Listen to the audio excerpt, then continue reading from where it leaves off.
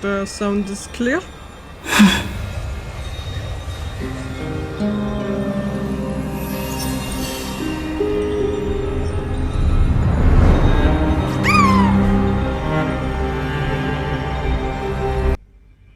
Can't change my team.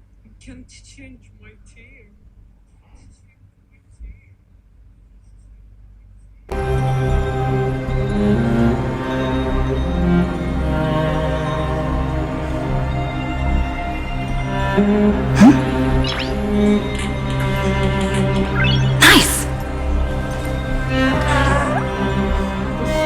Still static.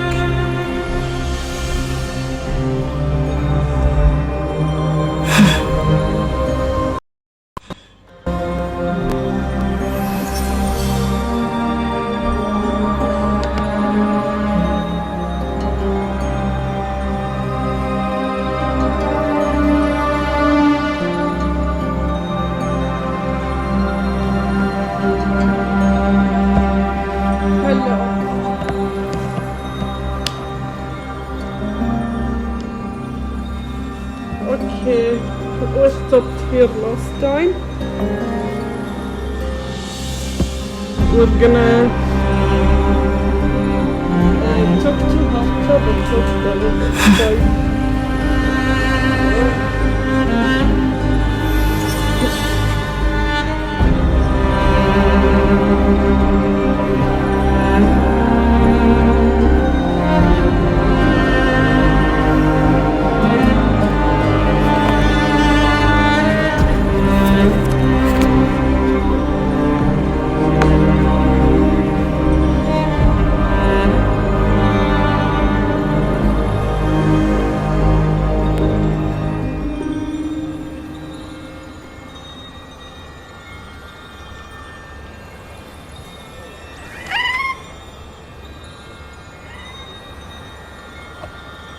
Sounds like a cat. So we're gonna go through the memory had 10. That's a sin. Hey kiddo, can you see me? Don't bother responding. This is a pre-recorded video message. Thanks to the little Empress granting access to the ultimate protocol's crew, and I rewrote the Empress era Nova while you were away. She rewrote. My guess is you don't have much time to listen to all those complicated principles right now, so let me break it down into simple terms that anyone can understand. Amphorius has been racing down the path of destruction for too long, and the underlying logic of Era Nova has been completely corrupted. Chloe and I put in a lot of effort, but we could barely manage to overwrite a small portion of its logic. Let's take the progress bar as an example. Atom progress bar is currently at 99.98%, and through this rewriting Era Nova, we're confident we can push it back to 96%. And let's be conservative, say 97%. This is a critical matter. The internal structure of the sector is too unstable, and we don't know what complications might suddenly arise. The most rational course of action is to quickly run to buy the problems a bit more. Once you've dealt with the trouble don't hesitate and start the next cycle of extrapolation right away. Chloe said that Era Nova isn't a process that happens in an instant, and the protected nodes of the sector are probably at their most vulnerable only during the reset. Only by initiating this progress first can we seize the opportunity to make our move. It's all up to you now, deliverer. I'm offline. Oh, look at the school I live in.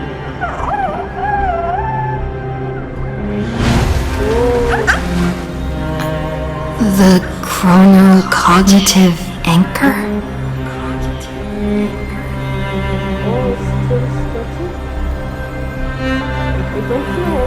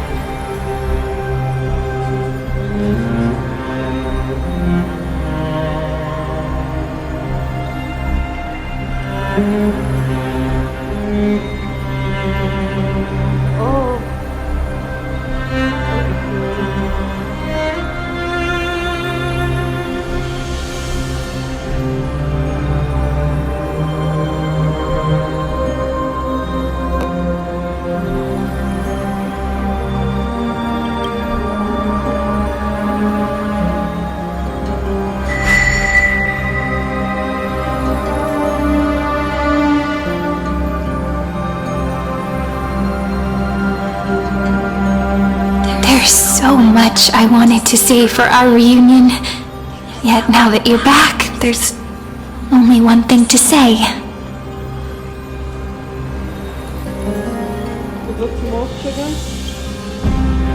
Welcome back, friend.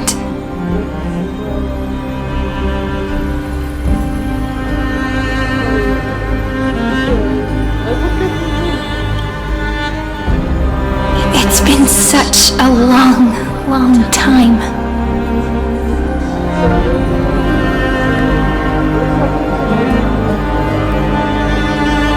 You must be really confused right now, aren't you? So much has happened in Emphorius while you were gone.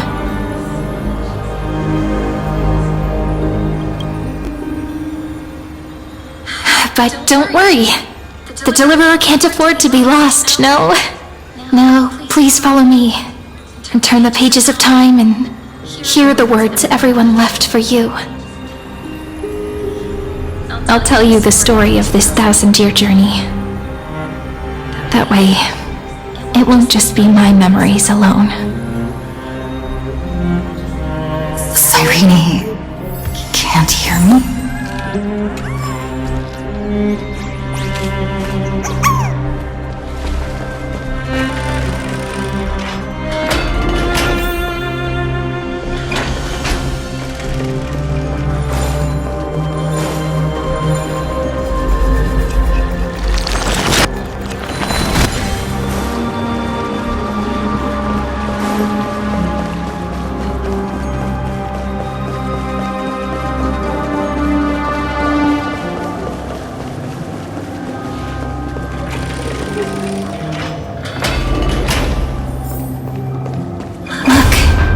scenery of the past has resurfaced.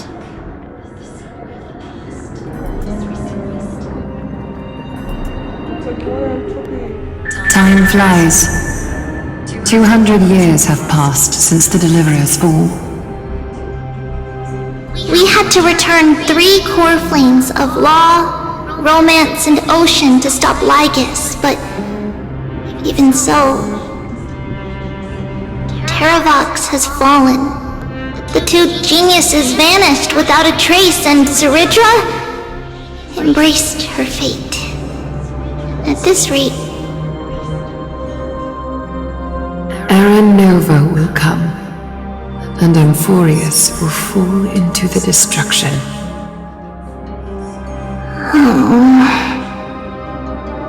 it seems the key to rewriting the end once again lies in the core flame of world-bearing. According to the instructions left behind by those 2 geniuses, we must get it into the Deliverer's hands, no matter the cost.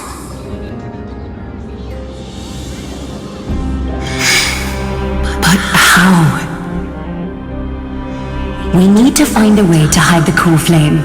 And we must buy enough time to keep Lygus at bay. About that, Rini might have some good news. She had that dream again last night, but the Titan's voice was clearer than ever this time. She said, "Pass the flame into the future." Is that a prophecy from Orynyx? She chose to side with humanity this time and hide one of her kin's core flame? It seems Amphorius' fate isn't sealed just yet. You're right. History has changed. Humans and Titans are both giving their all to keep this world going. Perhaps a relay across the ages is finally about to begin somewhere out there. Unfortunately, life will never go smoothly. Leiden's army is already at our gates in their commander. Cypher. That lygus. He's right outside Akama. Light calendar 3960. Zeridra, under the pretense of a campaign against Vagusa, sacrificed 500 Chrysos heirs to complete the trial of law. This tragedy shook everyone in Amphorius.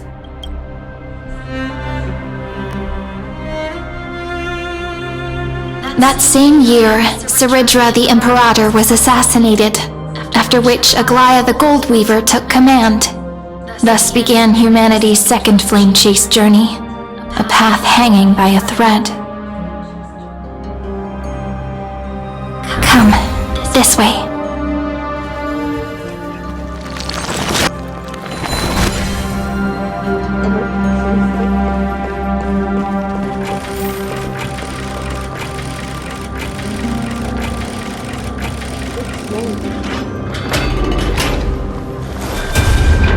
The eternal holies. The Memorial Palace lies in ruins. Countless mortals have perished because of your stubborn resistance. It's time you learned the cost of refusal. Now, answer my question again. Where is Kefari's core flame?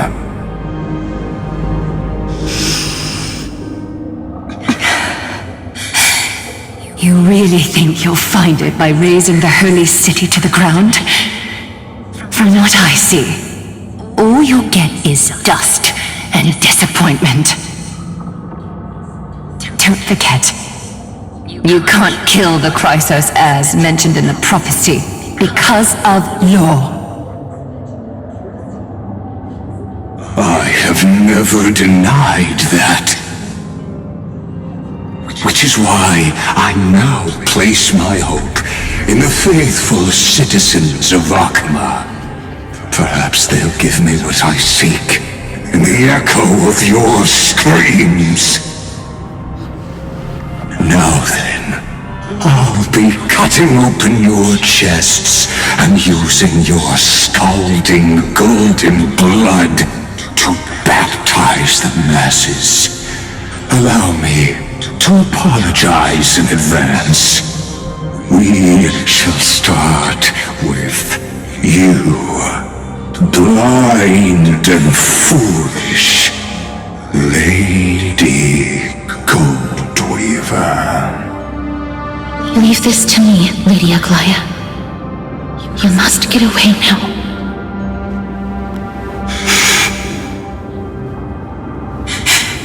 No, Holy Maiden. I'm the one who must stay.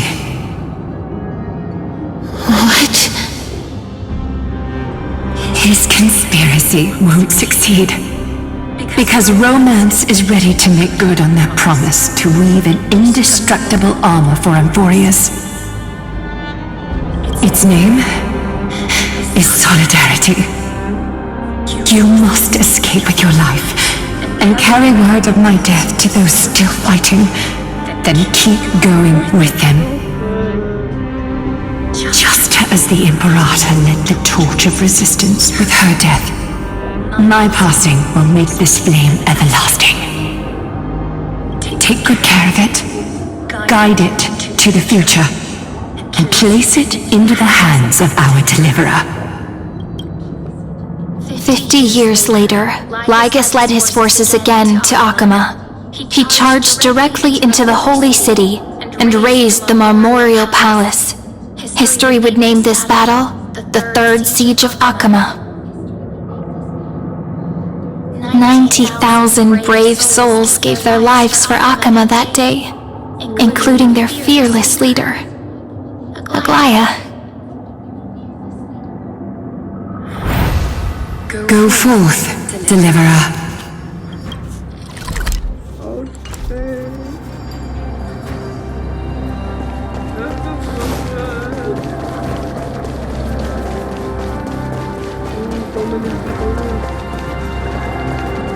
Go. When the frost melts and the snows give way, the flowers will bloom again. You'll find me there. So what you're saying is, Princess Homebuddy is never coming back, is she?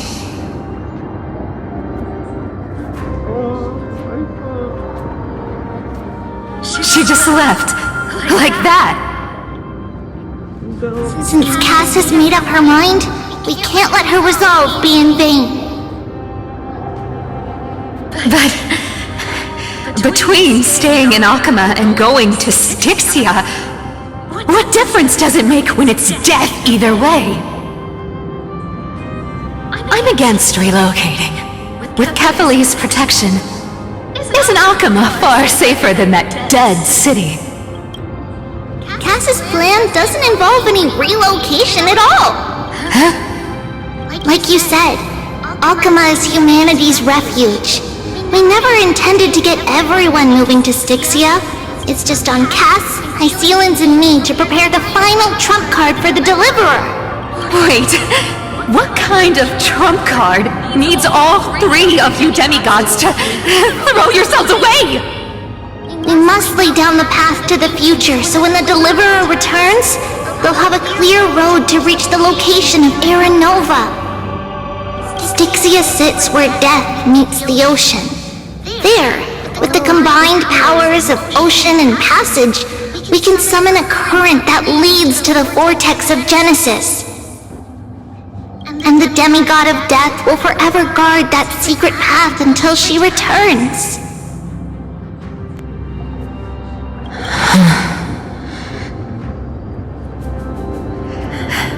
We all know Lygus will set his sights on the vortex of Genesis. That's exactly why we have to do this. Guess I underestimated Idonia's Maiden of War. She's got way more steel than I thought. And Cypher, we need you to head to Castrum Kremnos as soon as possible. By any means necessary, forge an alliance with Strife. The prophesized Crown Prince has already been born. He shall become the new defender of Akama, protecting this land after we leave.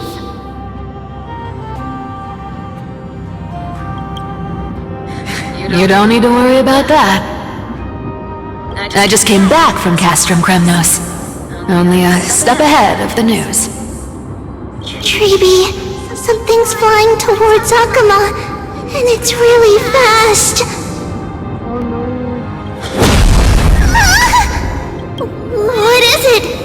It's a spear! It's the Kremnoans. Their king's already here. With the protection of the demigods Trebios and Cyphera, Akama endured wave after wave of warfare, though just barely. Castorus chose Styxia as the last resort, and completed the trial of death, causing the stagnant waters in the River of Souls to recede. Soon after, Trebios departed on a long journey. That same year, the Kremnoan king Euripon, along with his son, Prince Midamos, joined the alliance to safeguard the holy city in the Battle of Deliverance. What does my defeat like?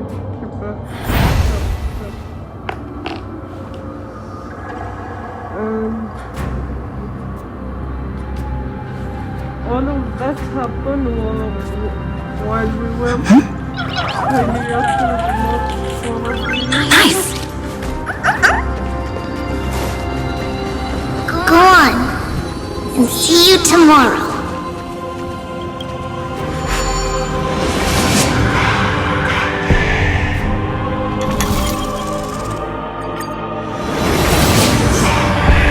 Breaking me apart buys this world even one more second. And so be it.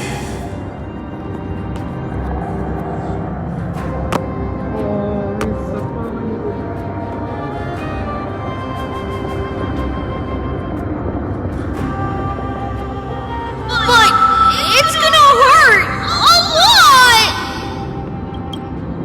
Pain brings endless torment. But it can never destroy me. I believe that you were thinking the same thing when you stepped through the gate of infinity and jumped off that cliff. Can't argue with that. In the current situation, this is the only path Akama has left. Just do as I say. Split my soul into 5 pieces. Forge me an immortal vessel. Let the blade of strife hang forever overhead. Locked in battle with their enemies to the world's bitter end.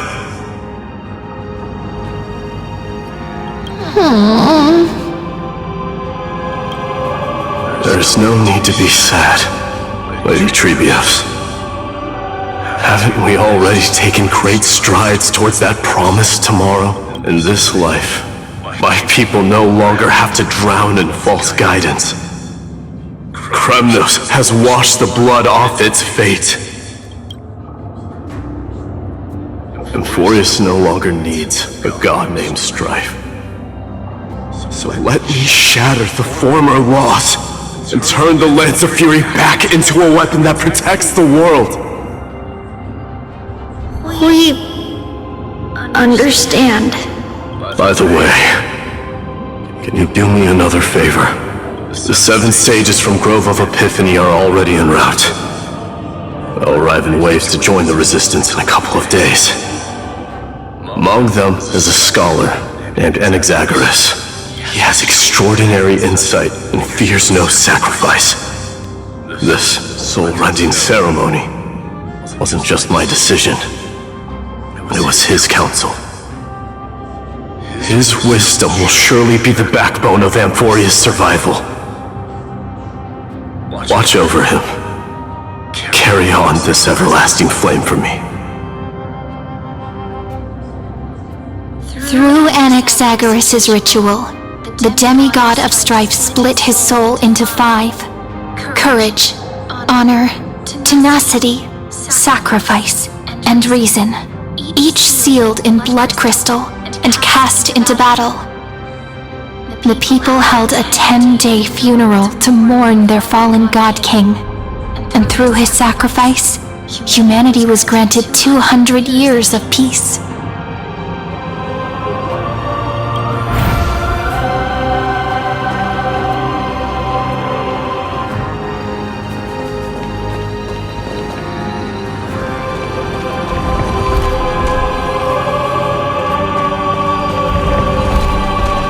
Keep moving forward. My blood will pave the road ahead for you.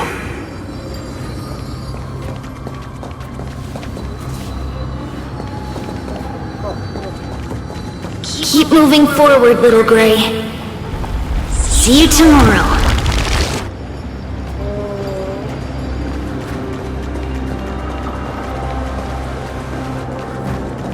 So sad. That seamstress wasn't wrong when she said a lie needs more lies to keep it together.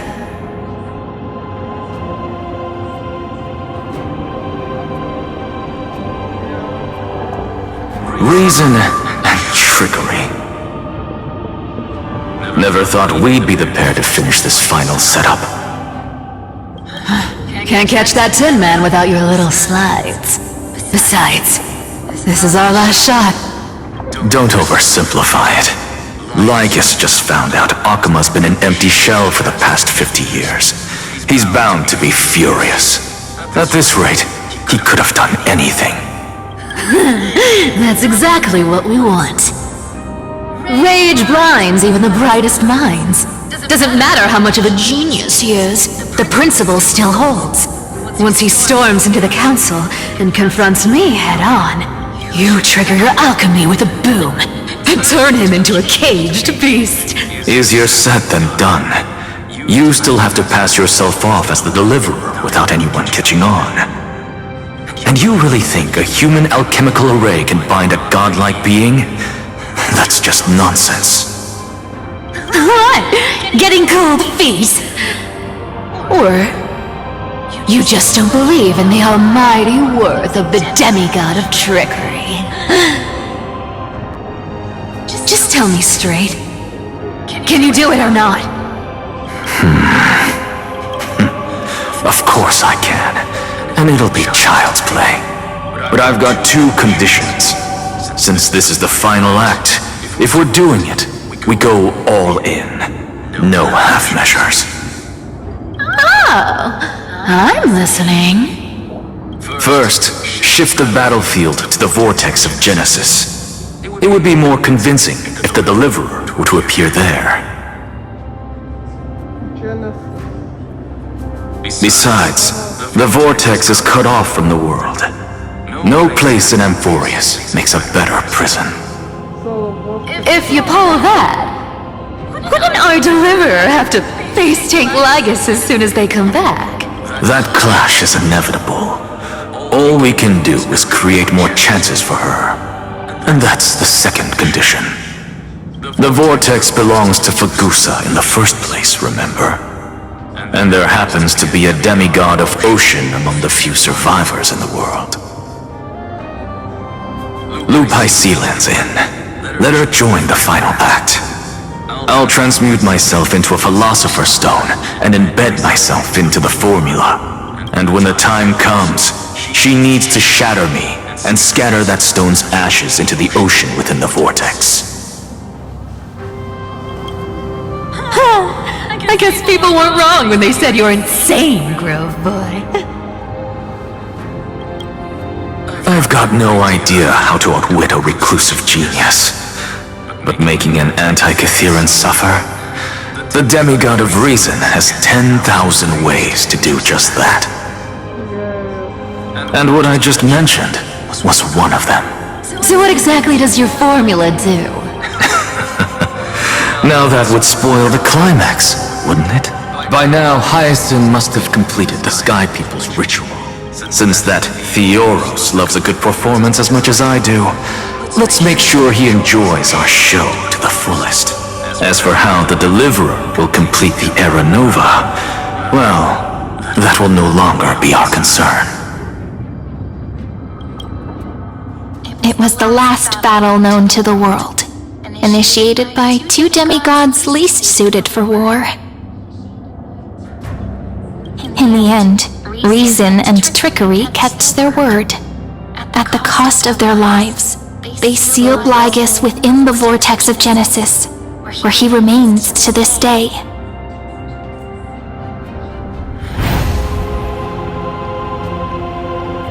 Hello.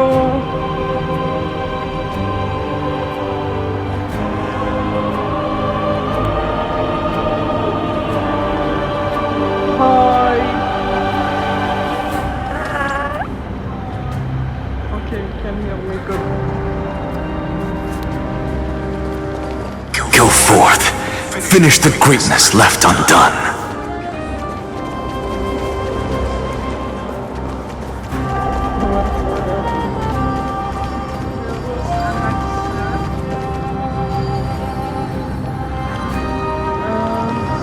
Quit overthinking! Just run! Keep running. That'll be enough.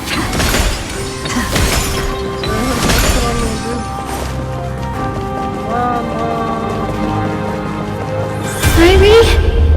It's dead quiet here.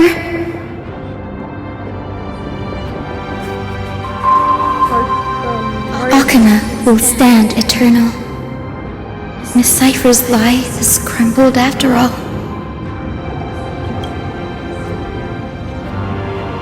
But it's alright, because all of us have fulfilled our purpose by now. When the Deliverer returns, no matter where she is, sky will turn clear, and a rainbow bridge will rise, carrying her to the final battleground.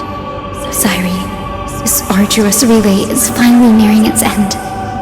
Now, I'm passing the final baton of fate to you, okay?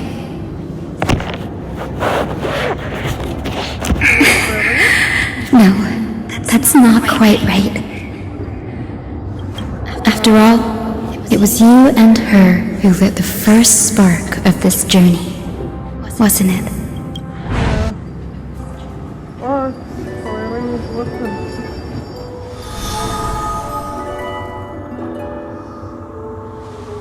I'll tell you the story of this 1,000-year journey. That way, it won't just be my memories alone. And I'll share the moments I spent with you with everyone. That way, the path we walked becomes a memory shared by all.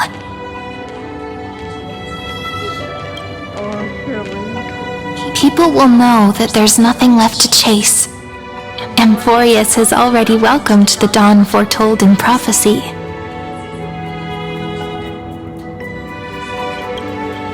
Just like I said, this won't be harder than the last time. Right? Thank you, you've all sacrificed so much for I won't let anyone take you continuing.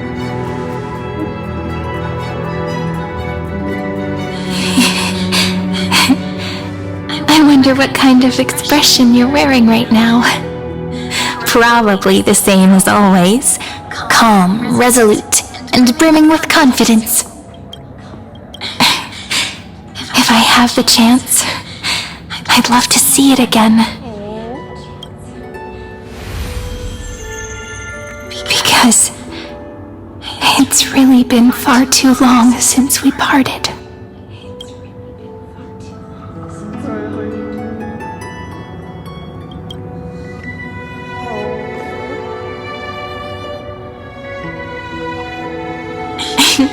Someone as sharp as you must have realized by now that this isn't reality, but a maze of time. As the last link in the relay, I will return to the Temple of the Three Fates, tell Orynyx all of our stories, and bottle every page we've written into the little flask of memories.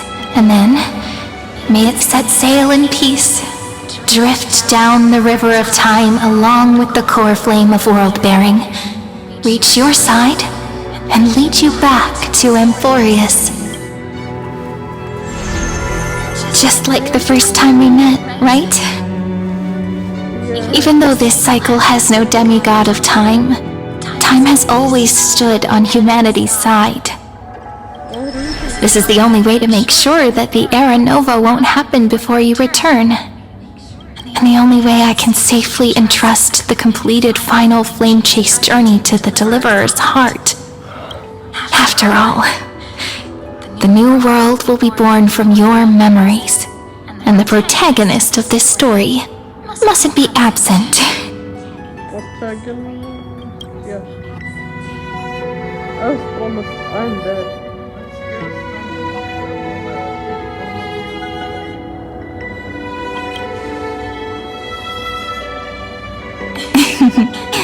I believe you will never let us down, just like always. Do you remember when Finan sent us back to the beginning? When you and I got separated? But in the end, I returned to you, carrying all that we've been through. That's what memory is. It may wear down and fade in the river of time, but it never truly leaves. When that hidden corner of the heart is stirred, the past returns even more beautiful than before. So don't worry. Let the 33,550,337th Flame Chase journey become part of you too. I've gotten a lot better at it with the experience from the last time. Next, you will head to Styxia and find the Vortex's entrance guarded by the demigod of Ocean before charging toward the final battlefield.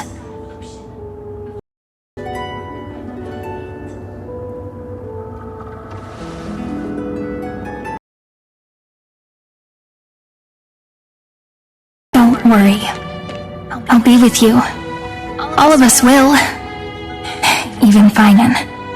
We'll stand with the Deliverer.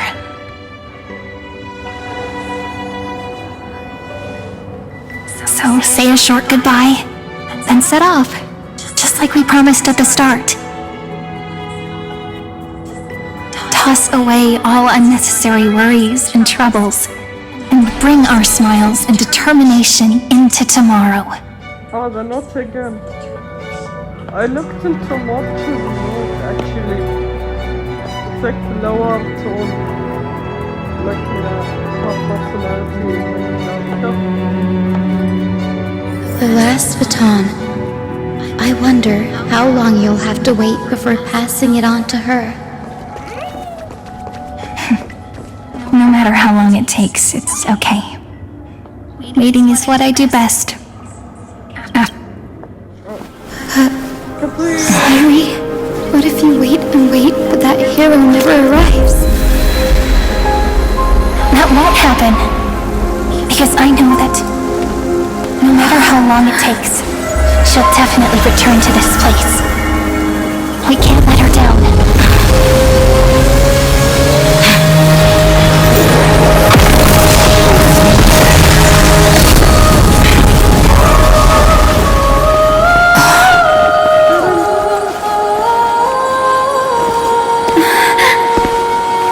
Sky shall rain rays of dawn for you. May romance be with you on your journey. And reason grant you enlightenment. Let strife bestow you with inspiration. Trickery ensure your success. Allow death to protect your soul. And at last, the passage, point the way forward. While time will remember the Trailblazer's journey.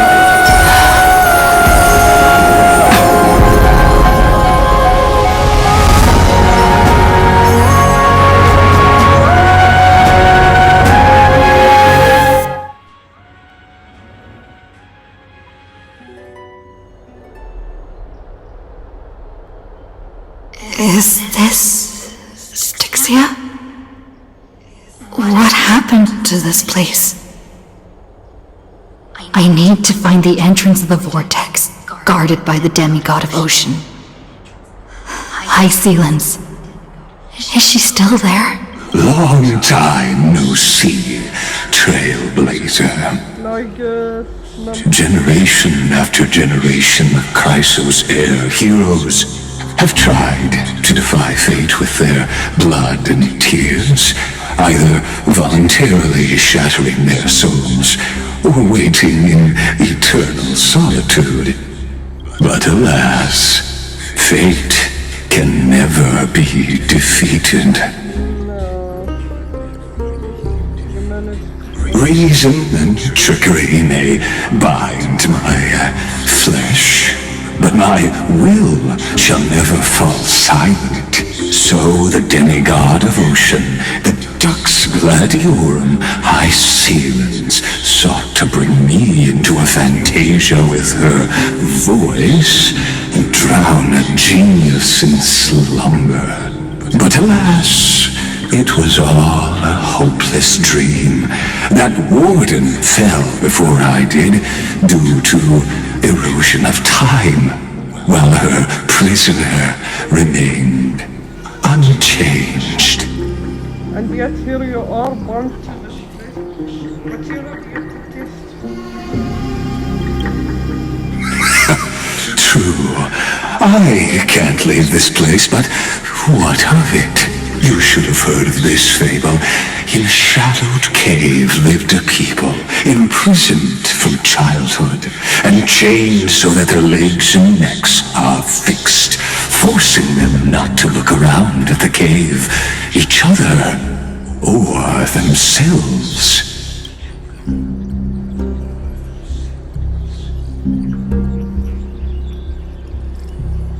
Behind them is a fire, and before them loomed the stone wall of the cave. The flames cast shadows, while the rocky surface threw back echoes. To them, that false play is the whole world. Yes, I'm trapped in the cave, but I know it's all just a fleeting illusion. I don't struggle in dreams. I wait, and now my deliverer has come to defeat me and save this world that never owed you anything.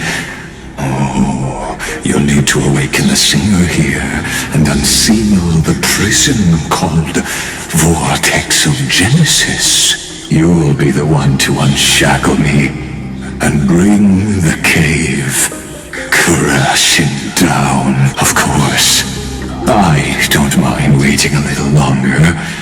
Let me guide you through this next illusion. One last memory from that prison warden. I hope you'll watch the stories of this fantasia closely. Logically, the deliverer must see the world for what it truly is. Emotionally, this memory captures the fate of everyone in Amphorius better than anything else. Only by feeling it for yourself can you understand my point of view. The meaning of destruction.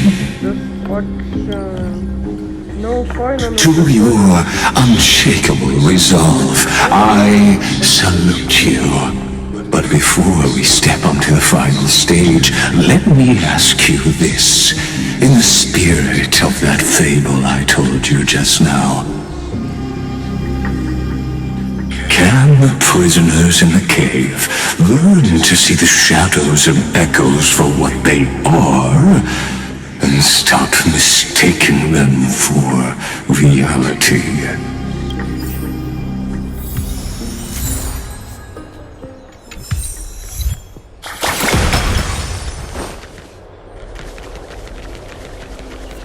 Look, the fire projects the face from her memories. An actress upon the stage of this play.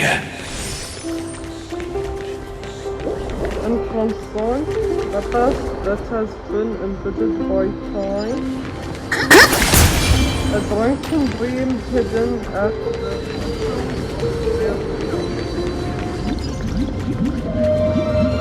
The dark tides flood the sea, and our kingdom teeters on the edge.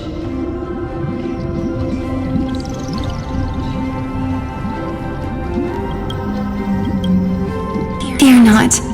Our queen has gone to the borderlands. She'll quell this calamity herself.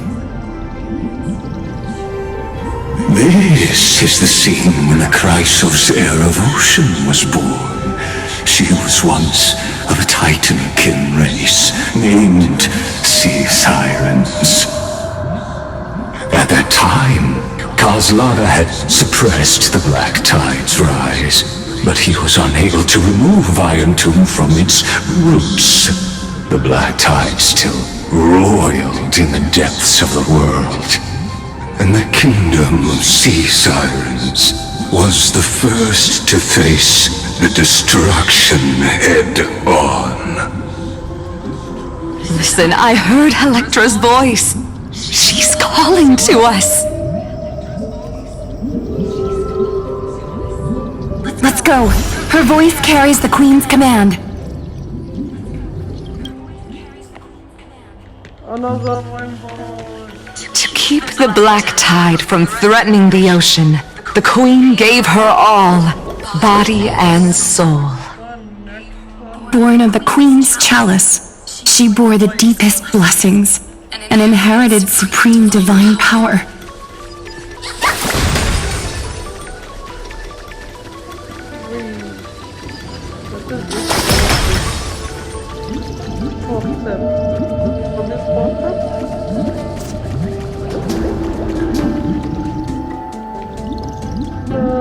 My sisters! You're finally here! Of course, Electra. Your beautiful melody drew us here. Her true name is Electra. This is a reflection of her former self, clinging to the past with aching defiance. The Queen summons us. She must be near exhaustion. The Black Tide will soon enter our borders. Then what do we do? Will our seas fall to darkness and terror as well? Don't worry. We shall lift the chalice in her stead to catch the Black Tide, and stand together to safeguard our realm and its people.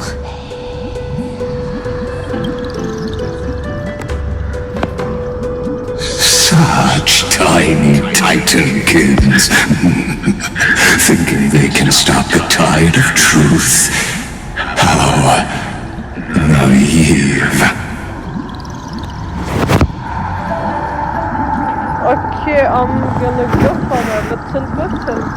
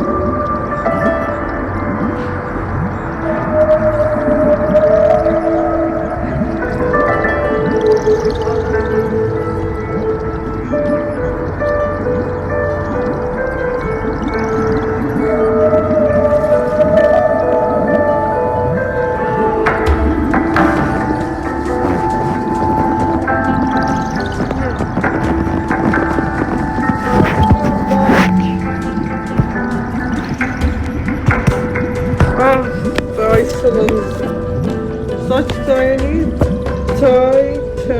kids thinking they can stop a giant foot? How naive. And that naivete is the root of all suffering. Don't know about that.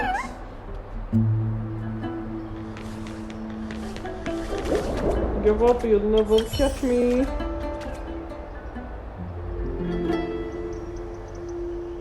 Could there be another hidden genius? I smell treasure, it must be the curious too.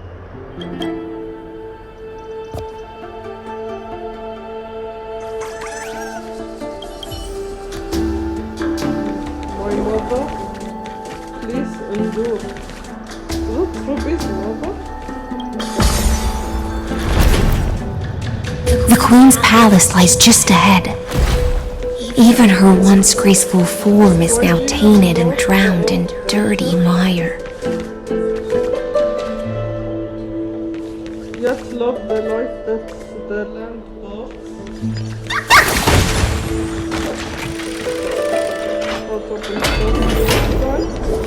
Oh, wait, I can finally open.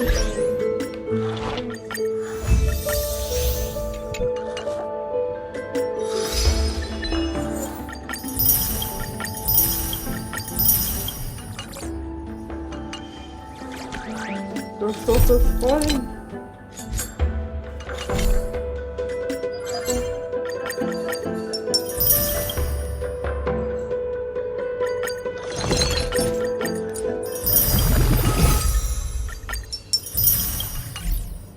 Okay, I wanna try going to touch setting.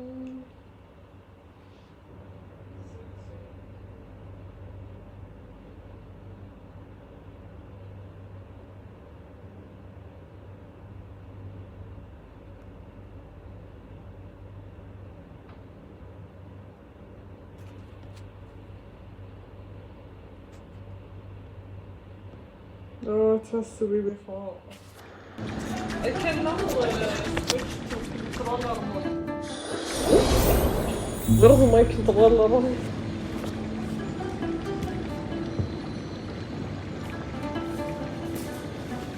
There it is.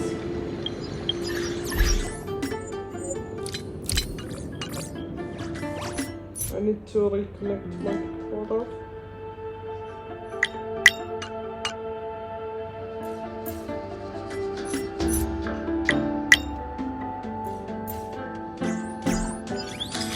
No, it's not the camera. Ooh, there are... Wait. Reconnect. To protect their feast, you're willing to swallow the black tide. Let terms return to the sea.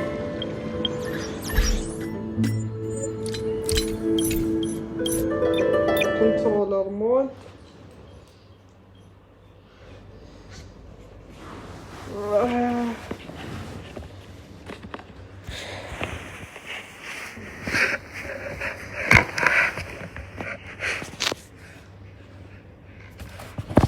Okay, we're back at the controller mode. Oh, need to convert the button.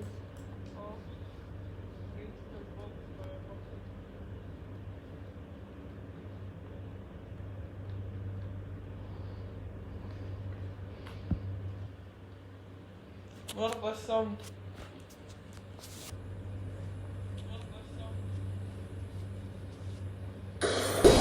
There it is. Then I go to settings. No.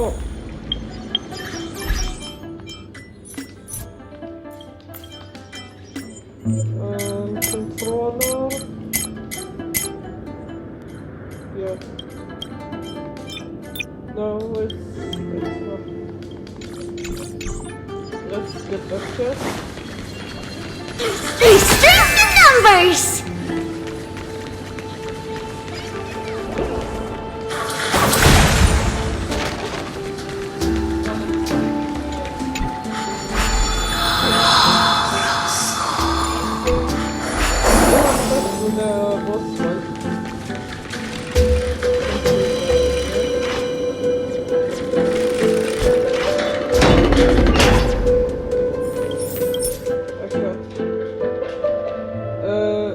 Randomly activate for all allies, increase speed by 20%, increase break rate by 60%, increase effective rate by 60%. I should change my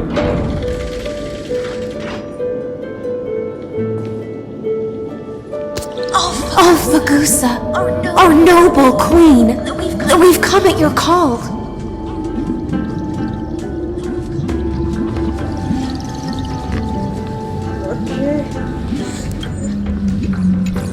My little fishlings, you swim with such joy. It pains me to speak of the kingdom's sorrow.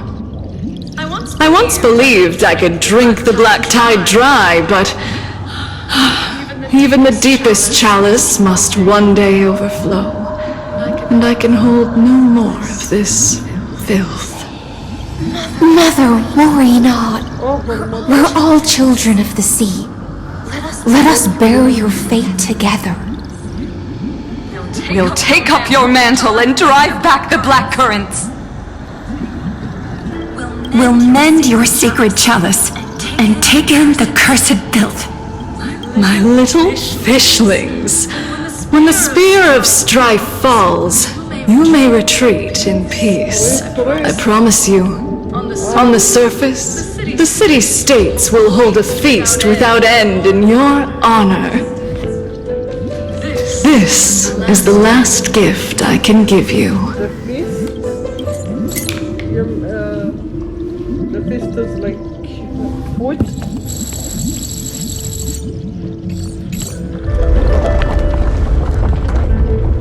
The black dye.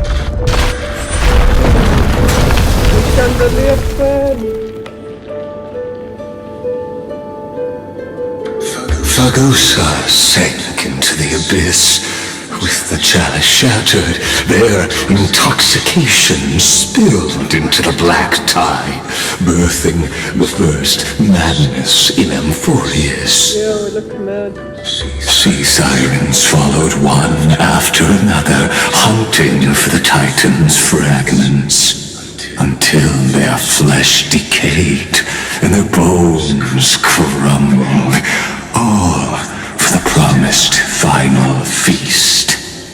Keep watching, but tread carefully, for the stage ahead is crumbling with age, just like her shattered fate.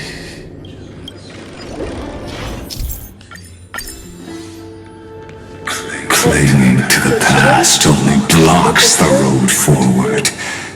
Why not let time build a bridge to the future? Does the fish speak dreams? If only we could shatter the second of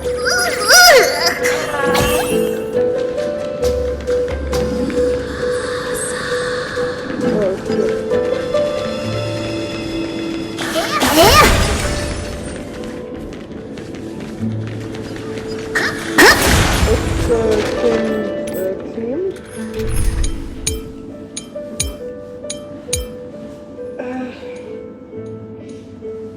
Saber, I love Saber.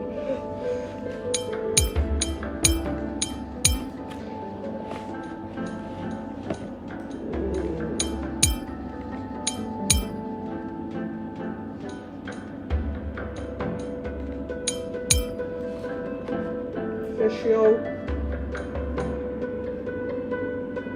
I don't know what to do.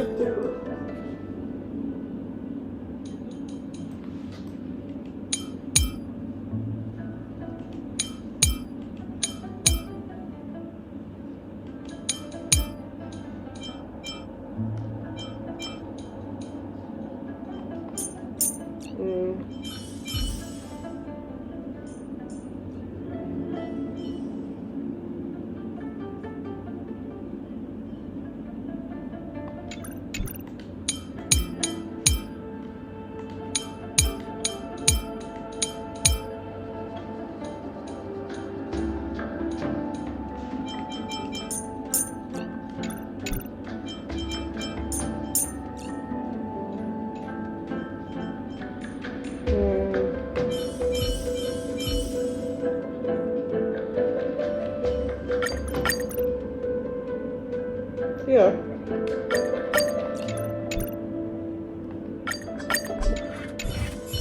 Another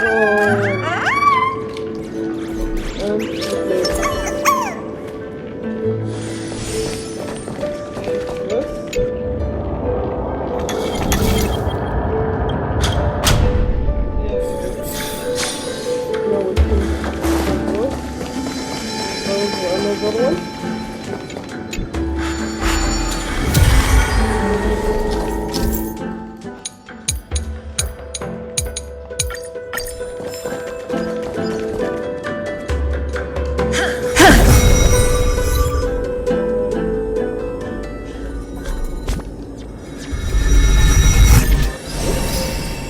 The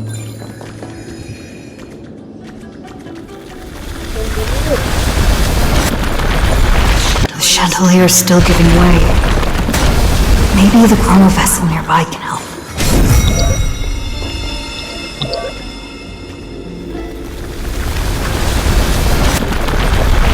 Yeah, but this thing doesn't fall again. Your wisdom far surpasses even the bounds of reason's model.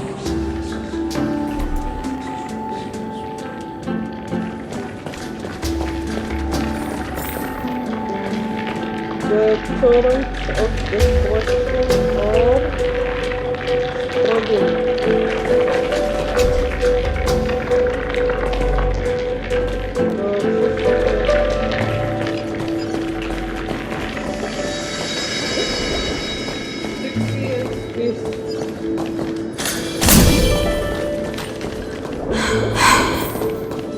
Can't get through. Looks like I'll need the miracle orb nearby. Attend the banquet with the monarch of when the day comes.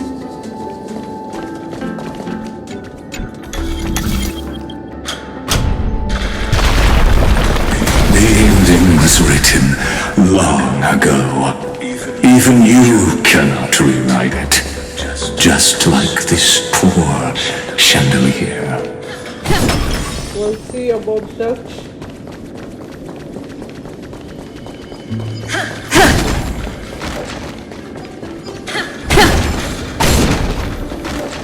Chest. Chest is on my side.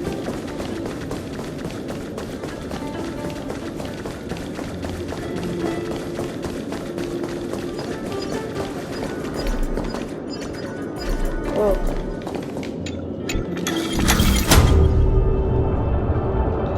Oh, I missed it. Now I can go. Oh, that's all an episode. I didn't read. And the beings on the land dance below. Is that all?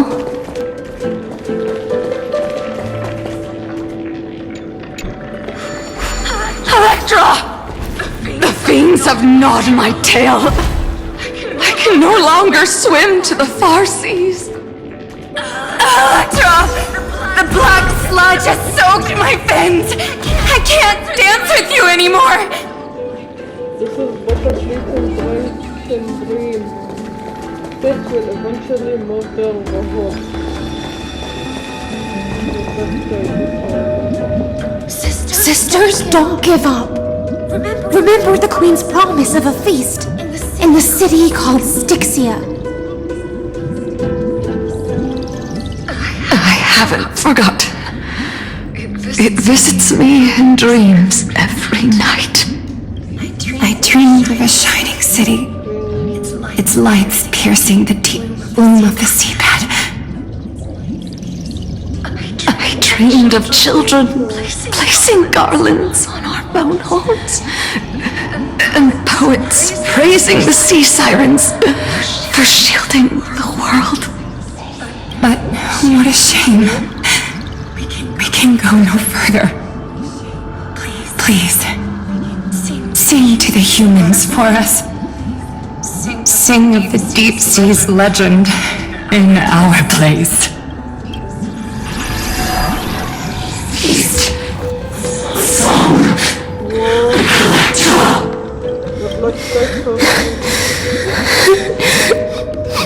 The sea sirens were tainted by the destruction. Their flesh rotted away.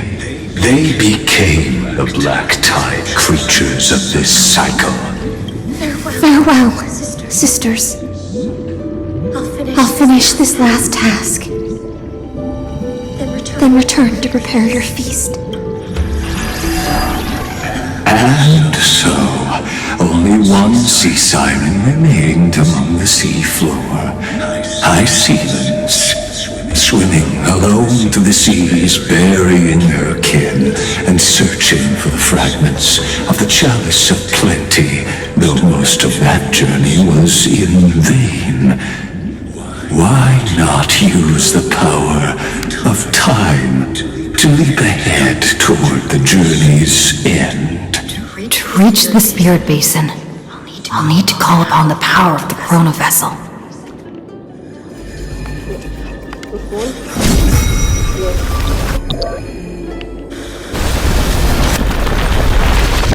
Oh, I love this.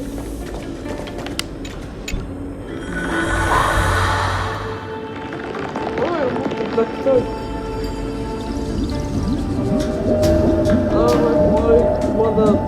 At last, the chalice of plenty is whole again.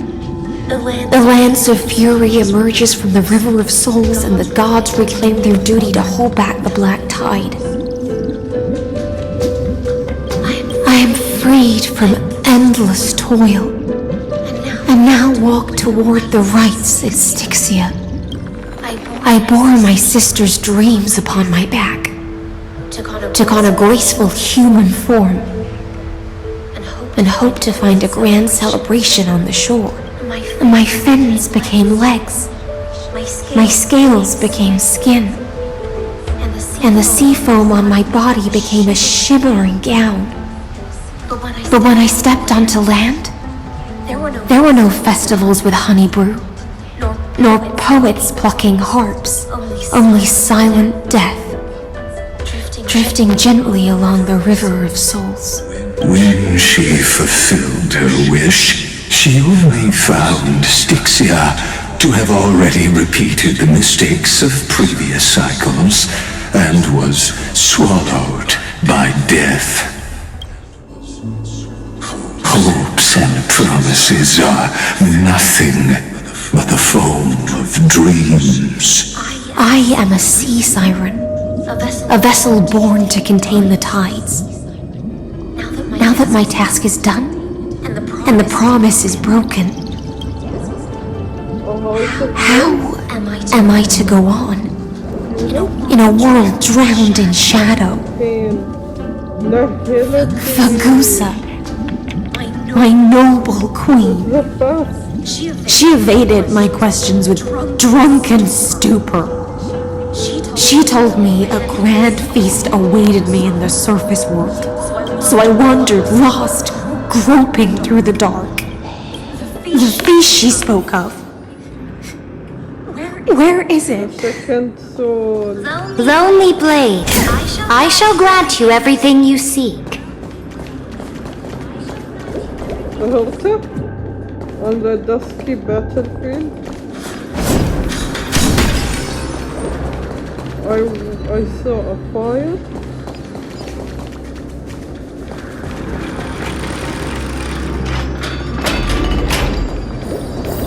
Why did she call out to me? And why did I respond? After wandering the surface for ages, the lost sea siren met her future conspirator. You quelled the wars alone and forced strife into retreat. This swordfish that commands thousands of legions, whom does she serve?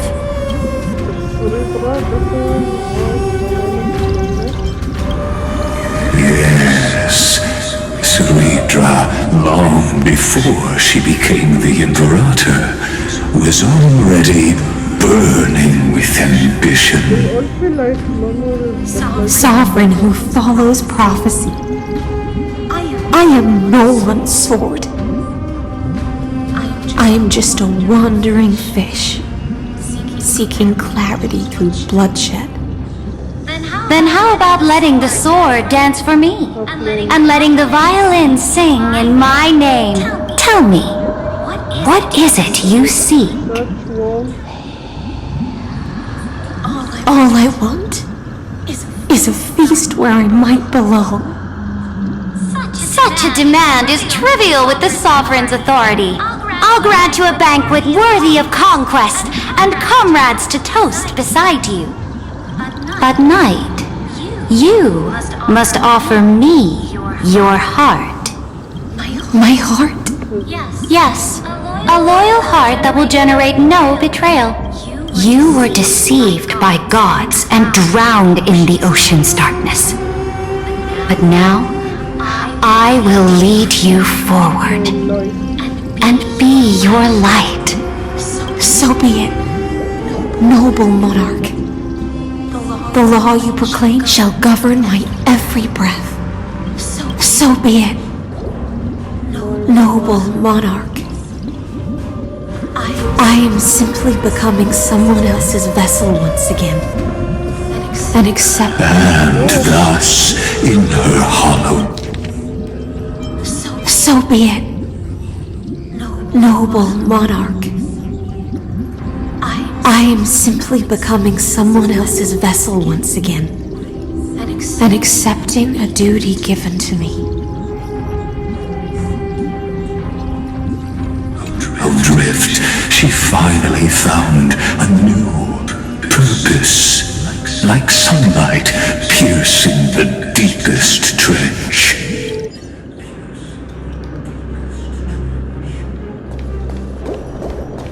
The monarch brought me to a new world. The fiery brightness of her crown melted away my confusion. Noble monarch, I've cleansed the foulness from the road as you commanded. My blade, you've helped me ascend and take the crown. Ask, and you shall have your reward. What I desire is the same as before. A feast. Look, I've prepared you a grand banquet. The finest honey brew and tributes await. Fish are drawn to light by nature, for the deep sea knows only gloom. Now I found a flame. It may scald and burn, but it's the only light. Come, let us join the feast.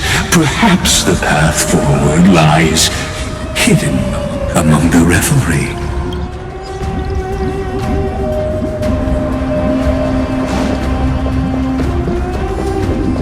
Have you heard that the Imperator's about to begin a new campaign? Her glory will no longer be bound by the borders of Emphorius.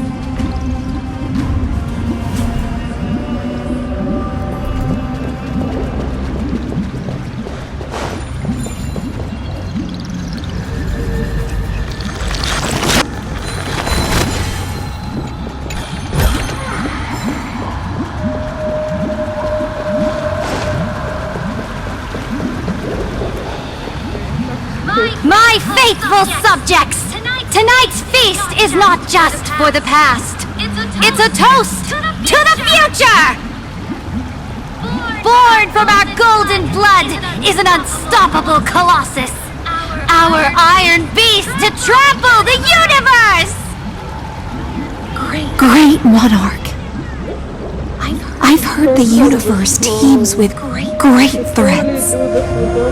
Can we truly remain invincible? Fear not. Before the troops of the destruction, such rabble is no more than cosmic dust. Surely there's a planet draped in oceans out there in the stars. Once I claim it, it shall be yours to rule. And to the rest, your triumphs will not go unrewarded. I promise you a new age, free of fear. Now, raise your cups to our conquest among the Sea of Stars! Sea of Stars! Sea of Stars! Conquest among the Sea of Stars. What a grand vision. Yet, to the siren night, only feasts still stir her heart. Come now, join me. Witness the end of this futile dream. Where's the way out of this illusion? It's the journey that matters. Come quick! Let's celebrate together! I've saved the finest brew! Come taste it with me! I'm willing to drown in her ambition. To drown in the liquor of dreams.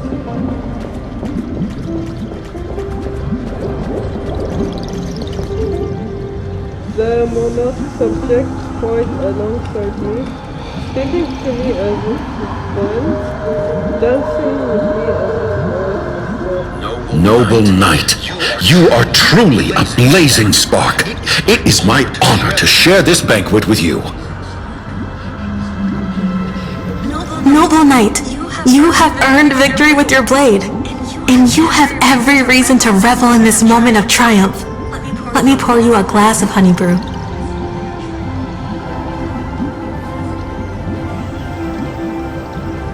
Noble knight, with the sovereign now enthroned, this triumph is yours as much as hers. Let me raise a toast to you.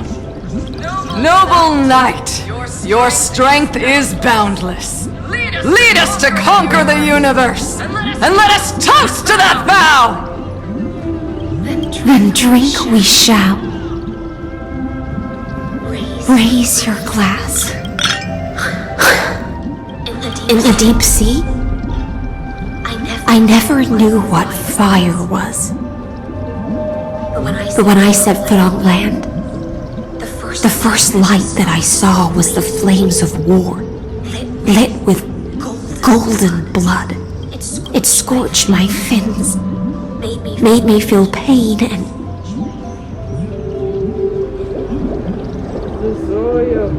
ignited an unprecedented hunger.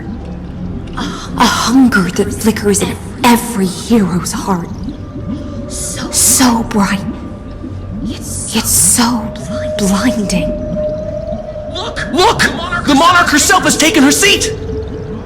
Hear that? The court sings her praises! I love this. Come! Join us and praise her glory!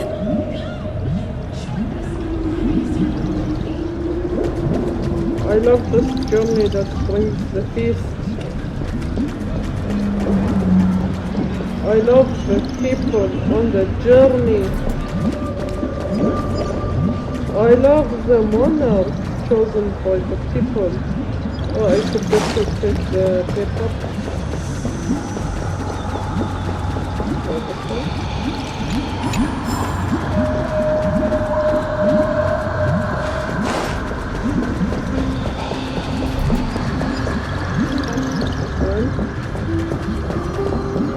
One eye of hers sees glory, the other sees corpses. And yet, she cherishes the name of glory more than fear and death. As they say, the coward died 1,000 times before his end. But the brave face death but once, which gods stand witness. on the eve of war, we sang our hymns and set our sights to sail beyond the stars. The legions will climb aboard the beast, riding it like currents across the cosmos. Planets after planets flew the flags of her crown. Realm after realm was ignited by her flames of war. As the final resistance fell silent, a vast empire rose from among the stars. And this small pond at last embraced prosperity and peace. That's how the story ends. Tell me, visitor, in this dream, did you enjoy the show? It's not the right ending. The fantasy ends here, I don't know.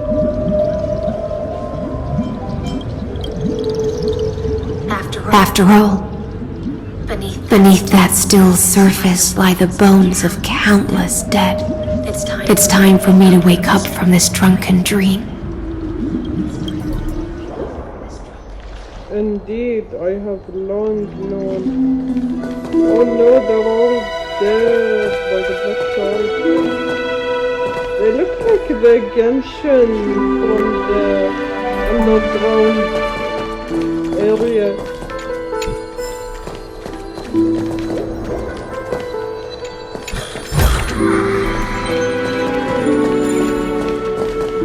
Electric stuff.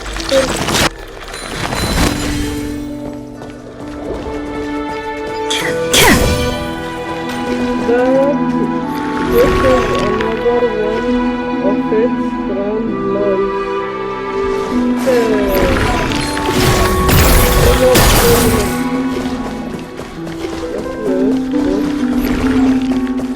The Imperator is dead! The Imperator is dead! Oh, my heart is dead. People once cheered for my ascension. And now they cheer for my fall. The cosmos. The battlefield that I cannot reach. Before the Sovereign's conquest reached its end, her life and ambition had already been swallowed by the deep sea. This is the true ending. Her grand designs torn apart by the blade. Her regal robe soaked in golden blood. And the one who struck her down? The one who struck her down.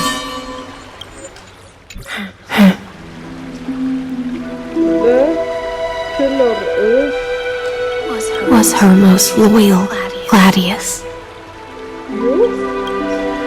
I don't need to explain myself. A fish in a pond has no hope against the surge of fate. I wandered the shore, found a flicker of flame, only to snuff it out with my own hand. I don't understand. If the ocean's feast, the Imperator's dream, and even Amphorius's existence are all illusions, then what's the point of our journey?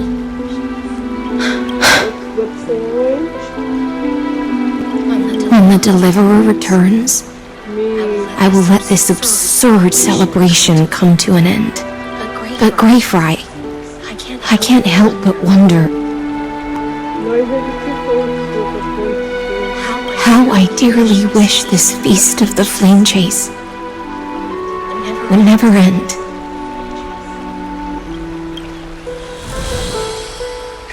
It seems she sensed your presence.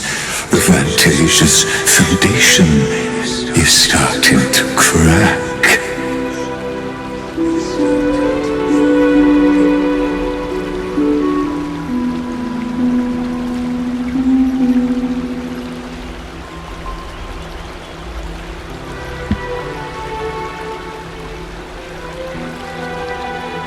Let's return to the prologue. Remember the allegory of the cave.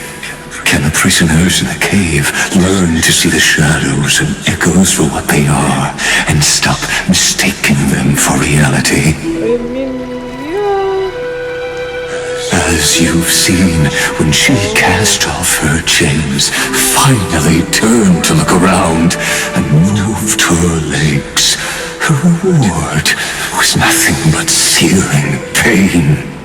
The light will blind her, for the fire behind her had never once actually touched her eyes.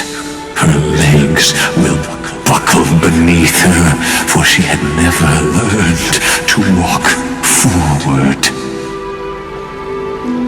And so she fell into infinite confusion and fear, and came to firmly believe that the shadows and echoes were the real world. But we in the cosmos, are we truly any wiser than she was? No, nameless one, fateless one. Ask yourself this. The paths you tread, the eons you worship, everything you've trailblazed with your own hands, could it all be someone else's projected shadow? I think that doesn't matter as long as I do it's my journey. Let's leave that question till after the curtain falls.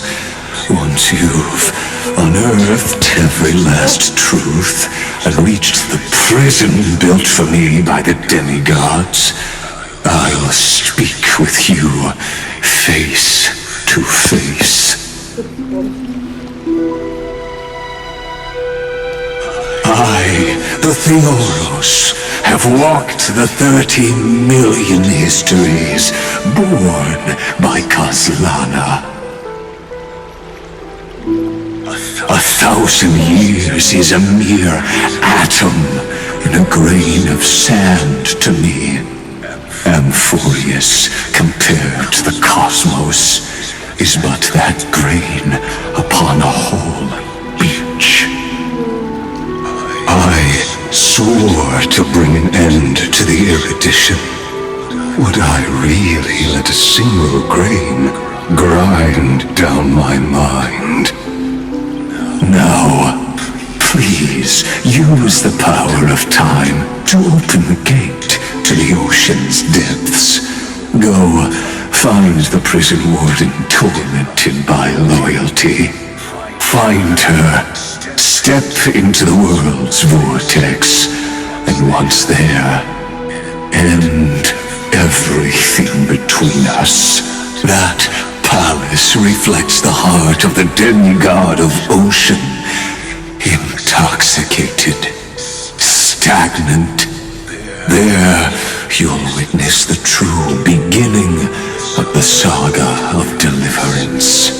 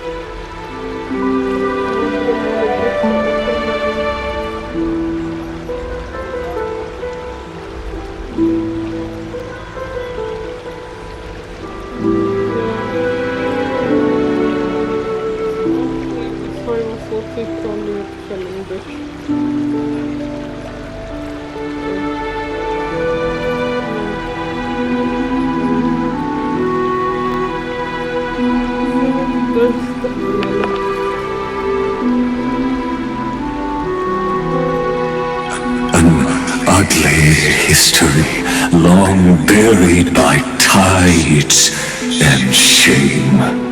A staircase of apotheosis that the Imperator forged with the golden blood of 500 human sacrifices under the pretense of conquest. I'll wait for you at the heart of the world. To reach the place, you must find... Beyond this door lies the path to the vortex of Genesis.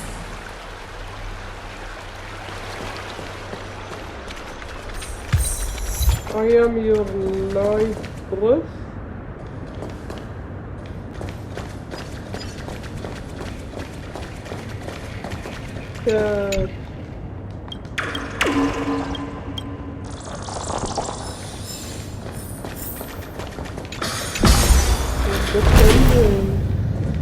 That symbol for right there. Now step away from this false banquet.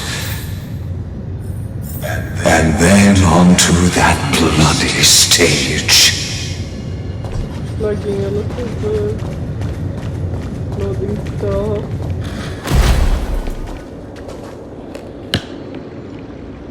Okay. No. What do you have to say? The palace that No, it's good, it's good. worshipped the ocean, the sanctuary connected to the vortex, was also once the battlefield of the first flame chase. Then flow of time has slowed down. When was the slow-mo feature added?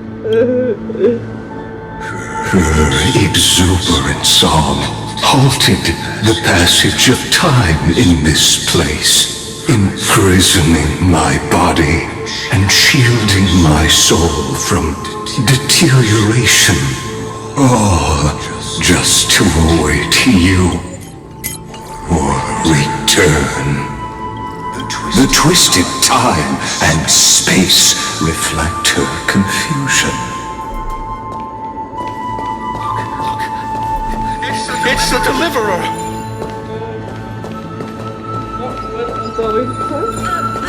And so, the Imperator's crimes were veiled.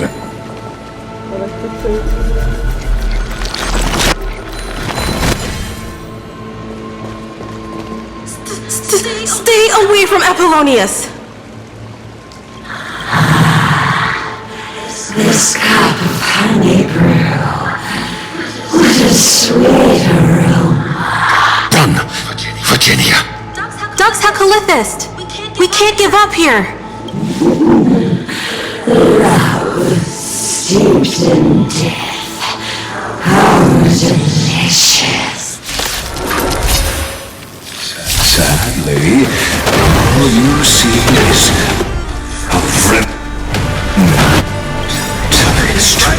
Good. And your interference is just another equally futile echo. I weep for the heart. It too shall fall. Share good fortunes. Lance at the ready. Destined for oblivion.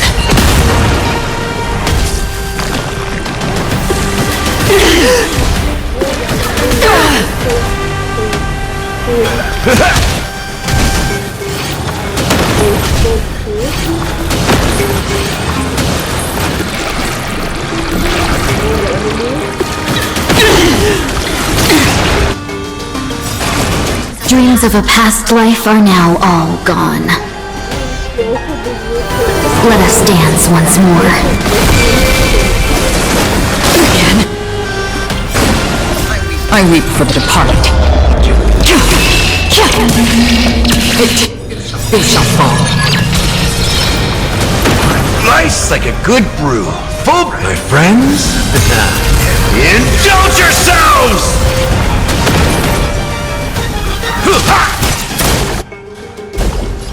Lance ablaze. Lance, forward! Dream vanished.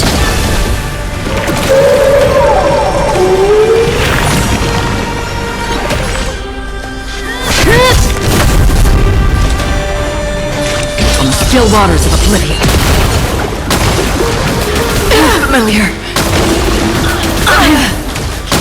That's all you got?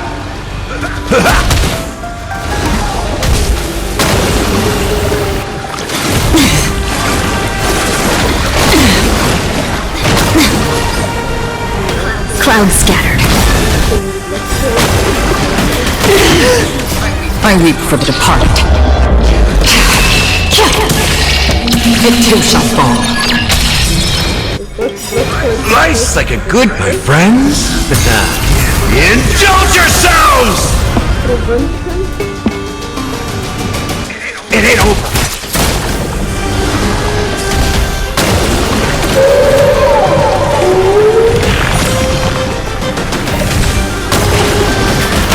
familiar. Okay, familiar. Dreams of a past life are now. Let us dance once more.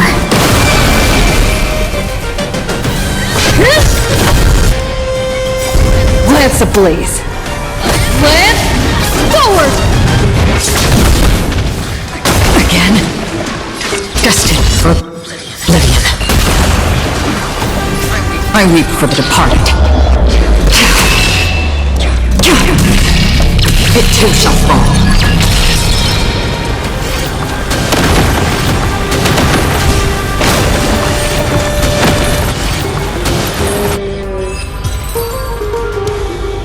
Apollonius. Look. I chased the enemy away. But I think I can't go any further. I'm sorry, Virginia, for letting you. It's okay. I'm glad to die by your side. Such an ironic twist of fate. Even as the foundation of the world crumbles, the heartless Imperator still made the same decision she did in the past 30 million cycles. During the first Flame Chase journey, the Flame Chase Legion stormed Styxia. Tens of thousands of sea sirens surged from the River of Souls, crashing toward the heroes like a tidal wave. The hell before you is the recreation of that very battle. Apollonius. Look. I chased the enemy away. There is a letter I never got to give to you. Let me read it to you. It's my final poem.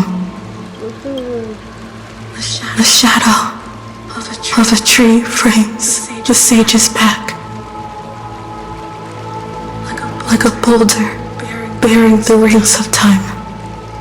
The bird's song is a whisper of wind through the forest. Cannot pass the fractures in his form. His weight presses down on the bird's wings and the stirring heart within.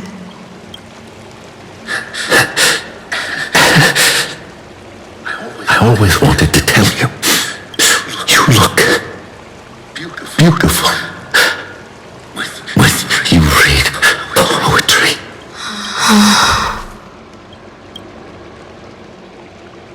Her voice, reciting poetry, goes about winter fading with each flash or then completely effortless.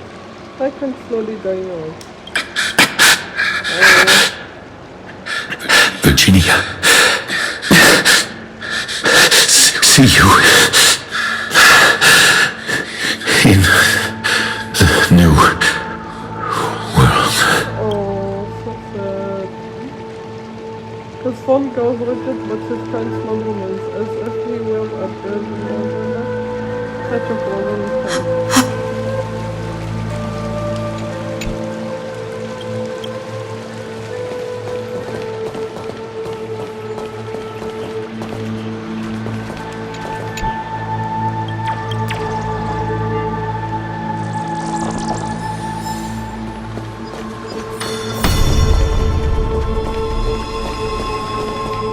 A painful past, yet hidden beneath a veil of joyful song.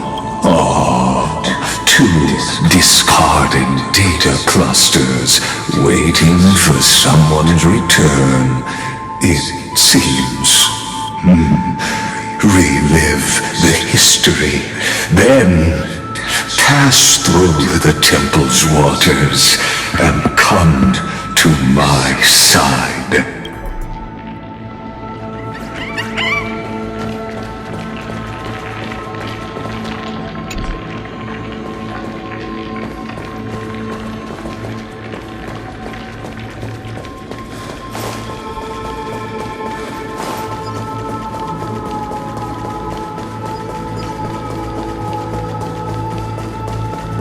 Isn't that the Deliverer?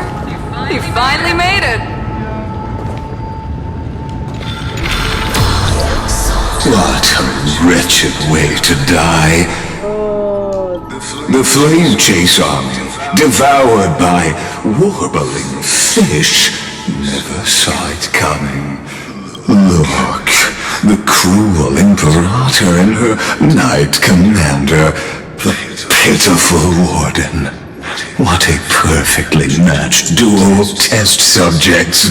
Their hands drip with blood. Golden blood.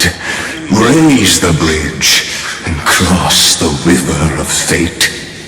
This path of the prisoner is far from over. Imperator! Imperator! Did you see my gallant deeds, Imperator? Isn't that the Deliverer? You finally made it!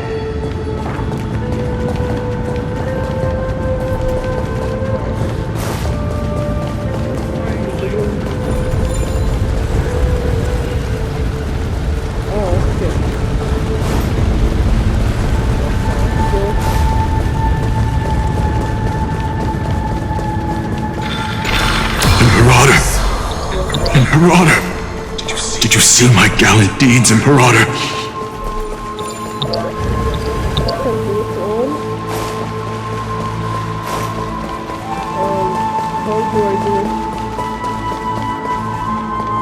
Imperator! Imperator! Did you see my gallant deeds, Imperator?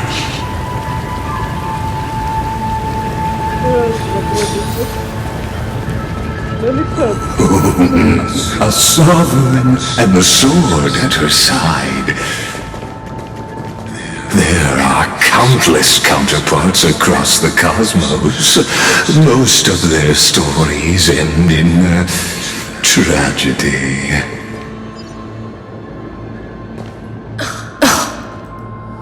Imperator, why did you...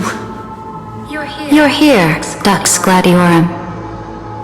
You ordered me to seal the sea route and handle threats from the rear. So why didn't you wait for me to return? Why send the vanguard ahead and let them die in vain? Die in vain? No, you're wrong. Their golden blood won't be spilled for nothing. The other dukes have paved the road for me to become the god of law. The trial of law? You never spoke of this to anyone. What is... The one who wishes to bear law must purge this world of its curse, and offer the blood of the accursed as sacrifice. I pondered long on what Talantin meant by blood of the accursed. Then, I found the answer.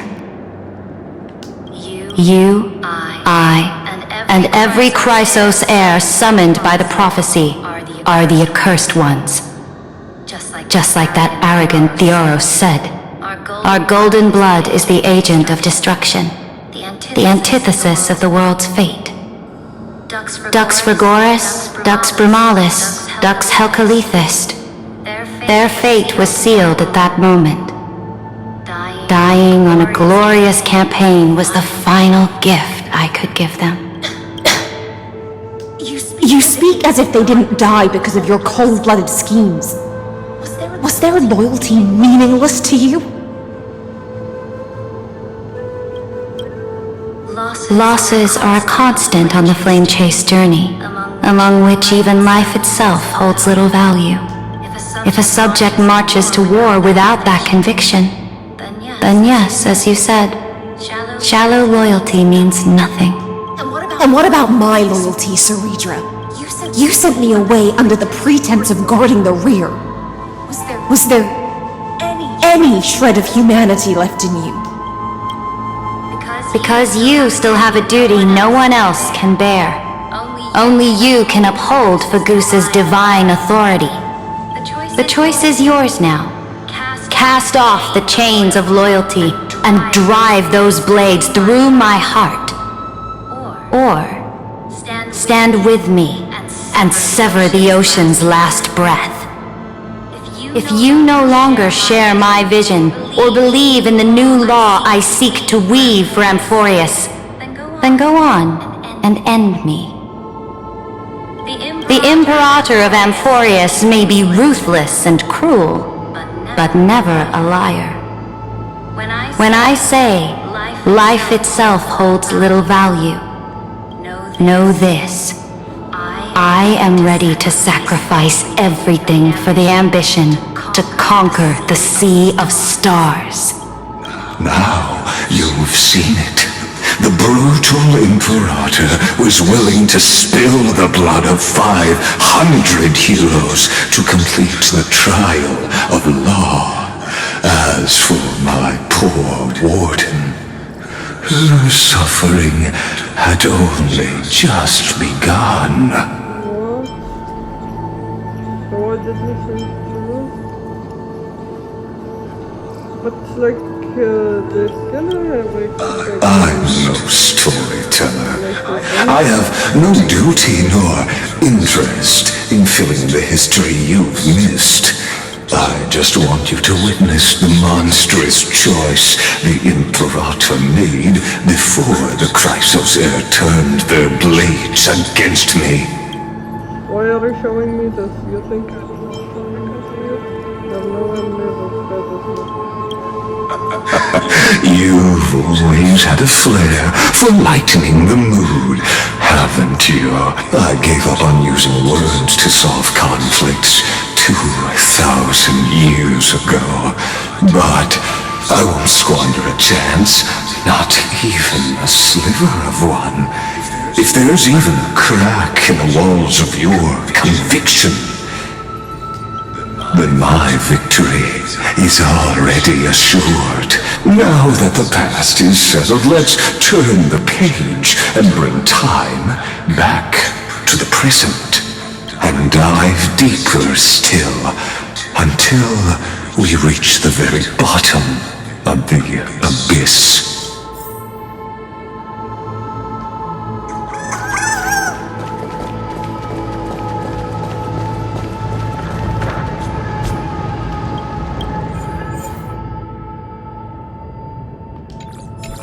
Is the path ahead underwater? I need the Onyx Orb to bring back the Chrono Vessel from the past. Shatter the vessel of time and let this stagnant pool start to flow again. Yeah, I got it. That's all.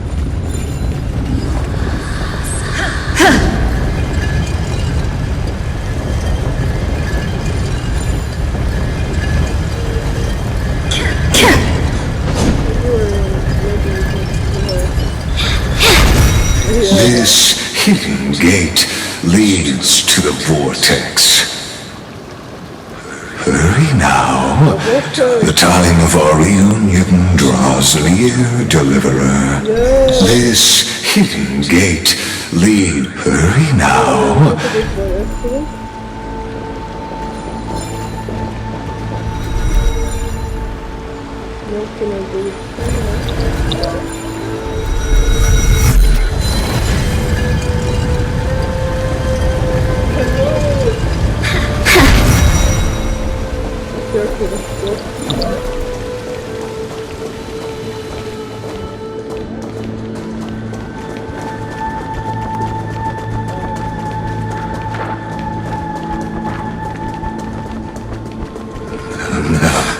This cruel journey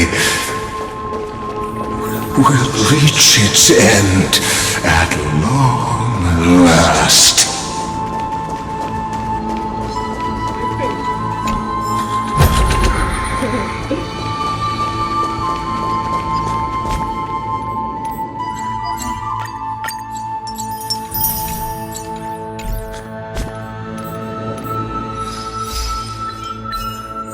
The word was, I am your lyguesess. Give me burning hands and eyes with servant eyes. Revelry comes to halt. crushing wave, the rebel destruction, that tackles action, advance affected action. Prevention is the best medicine. When allies are afflicted with black tide fever, remove the stat before its negative effect triggers.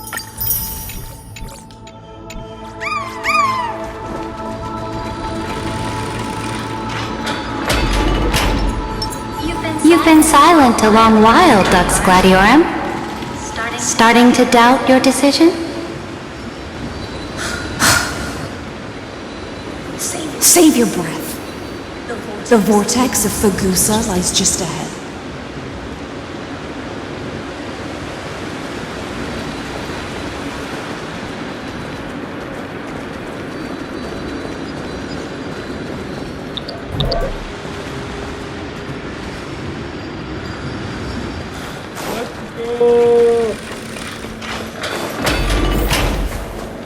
After the trial, there's nothing left between us.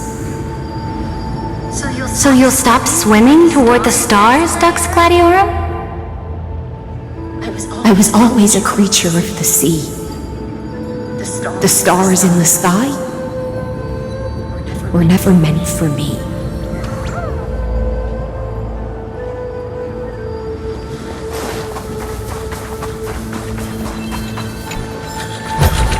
Looks good.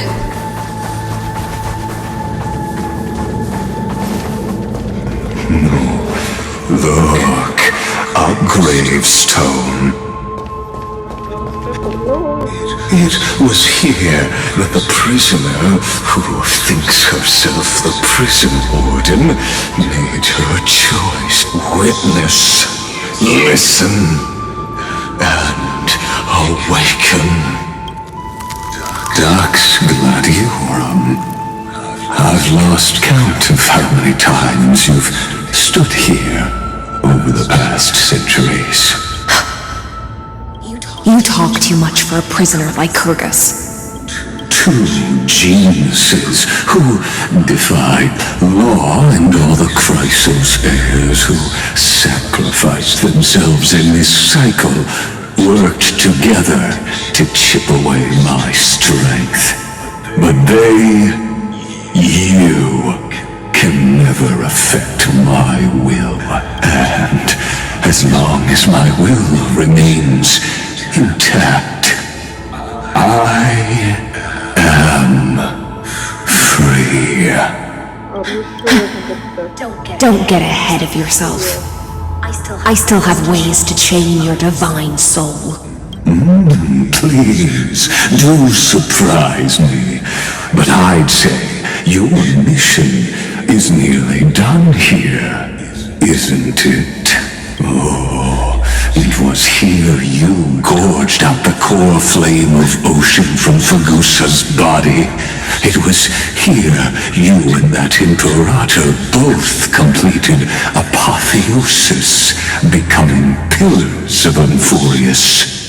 And after that, you drove your blade into her heart. A loyal subject turned regicide. A demigod committing deicide. Or so the history books paint that tragedy. Oh, but if that's the truth, then why? After 1,000 years, are you still here, guarding the Imperator's grave? Still bound by loyalty? Come to think of it, perhaps I'm not the only one imprisoned here. Your calm does stir the rage in me. As if the one paying the price here isn't you, but us. The ones who lost everything. That's only because I've waited 13 million lifetimes for my vision to be realized. Countless millennia. Loneliness never once showed me its fatal side. In fact, for a prisoner of the cave, it's more like old friend. One that helps me think. But you're different, Dux Gladiorum. Loneliness has crept from the silent depths, sinking its claws into your mind. Bit by bit, it's peeling you apart. Will you regress into one of those lost mad sirens? Oh, what a shame that will be. You're right, lygus. Loyalty, curse, the fall of my kin, and this endless waiting. These shackles are too heavy for a fish that cannot perceive any light. I can't break free of the whirlpool that's pulling me under. Nor do I have the unwavering resolve to force myself to wait for that person's return, as everyone hoped for. Deliverer from beyond the sky, my executioner. How much longer until she arrives here? Or will she ever return? I don't know. And I doubt anyone does. Then, what will you do?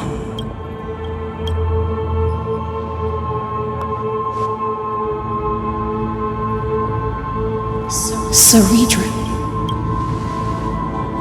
This will be the last time I carry out your decree.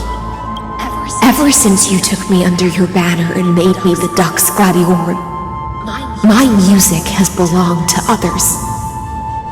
Time and time again, I use the siren's song to lure the unwary into illusions for your schemes and strategies. Now, let the siren Electra sing for herself. Let me step into an endless dream of my own making.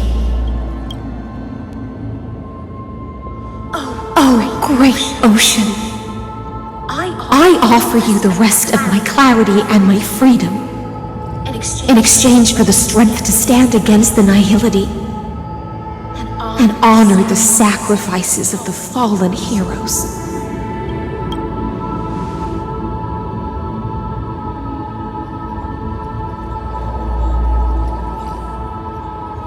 Greyfry, deliverer from beyond the sky. When you ride the current of time and find your way here, you'll hear my solo. It will guide you to the heart of this world. By then, I may still be lost in my self-wrought slumber, but I'll uphold my part of this long relay and guard the shackles that seal the Fioros. Do you still remember? To awaken someone from a siren's voice, you'll need... lyguesess honeydew.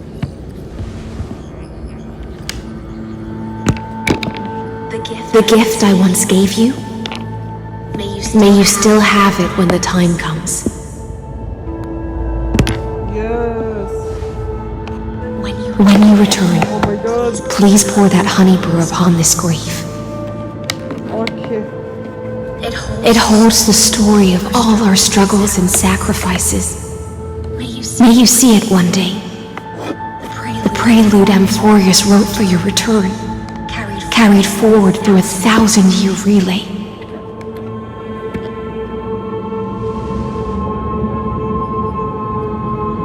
When your mourning ends, I'll likely wake from my dream as well. Then, follow the trail of echoes and find me. For watching.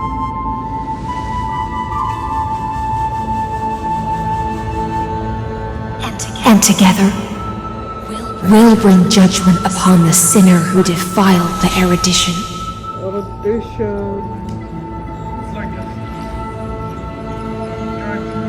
At long last, 33,550,336 cycles and 4,931 years later, Amphorius's final curtain is ready to fall. Okay, let's go. The shadows within the cave gave everything.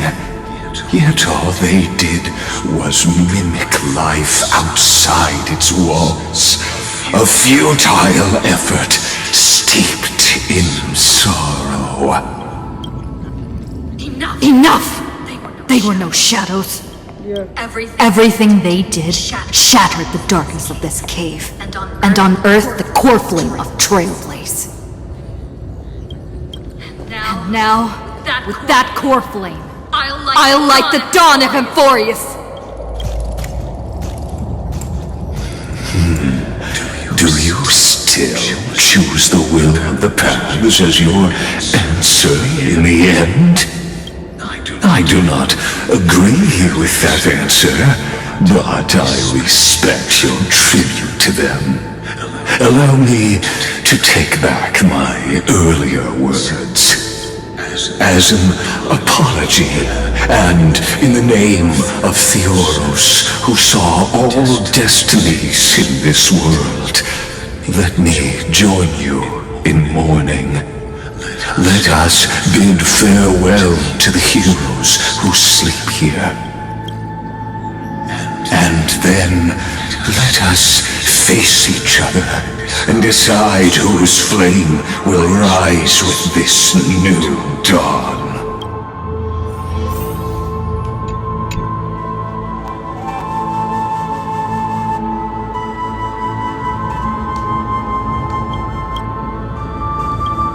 Read the night calendar, defeat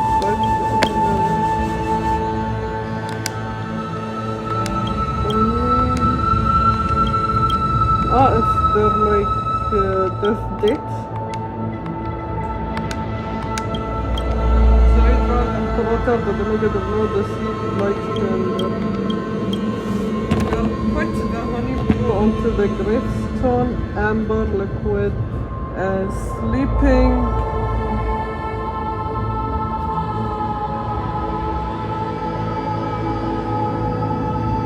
To Virginia. Apollonius, Seneca, Labienus, and Saritra.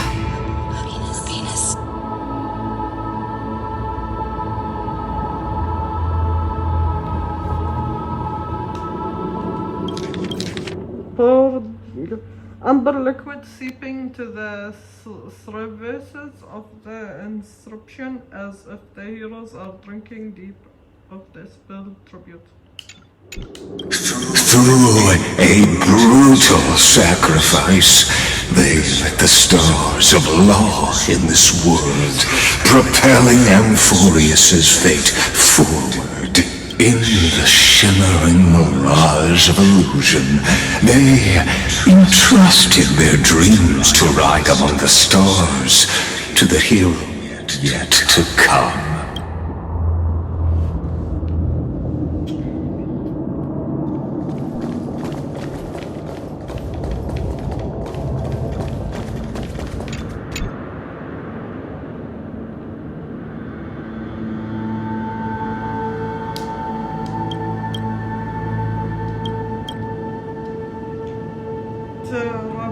The demigod of Osborne, 2000 years before, light calendar system, deceased light calendar.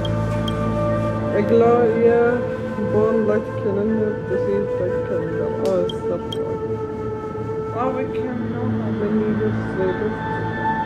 Castros. Oh, it's because she deceased.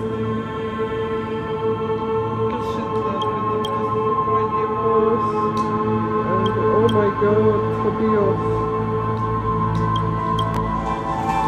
Cycler, Alexa, Cynthia. At the end of the deadline, I'm finished. Electra demigod devotion, born like surrender for insecure. Let's see. Bigger wolf. Let's see. This is. No.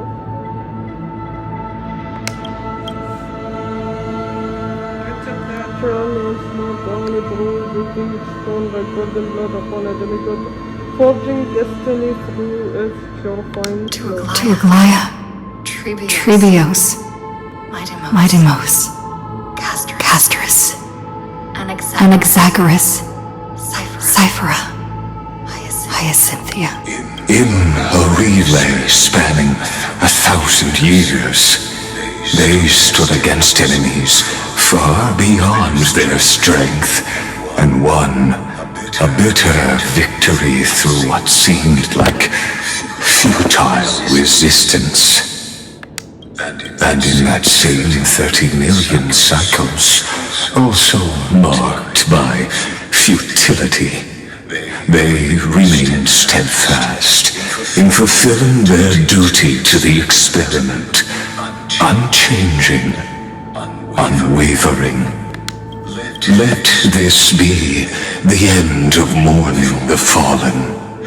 At last, allow me one final toast to the lost prison warden, a prisoner bound by loyalty.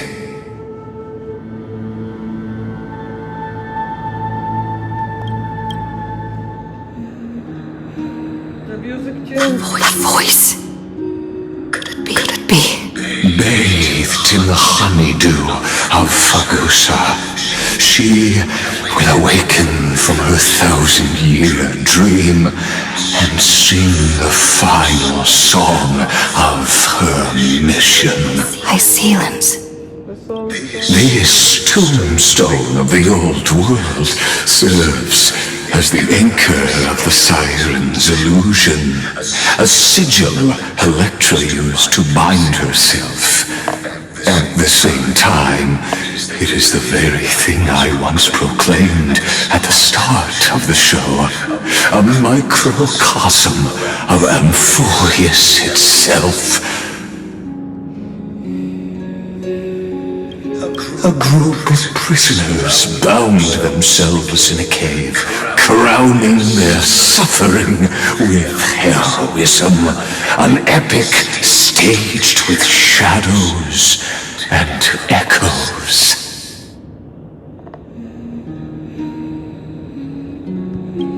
Now, destroy it. End the illusion. Theoros will take his leave for now. And when next we meet,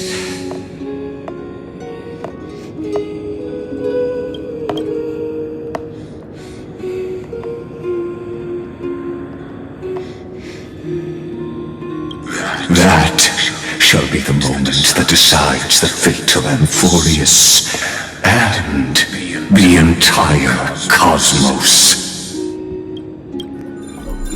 The prison warden's dream is nearly over, and the prisoner will soon be freed to the final execution ground, where I shall be executed, or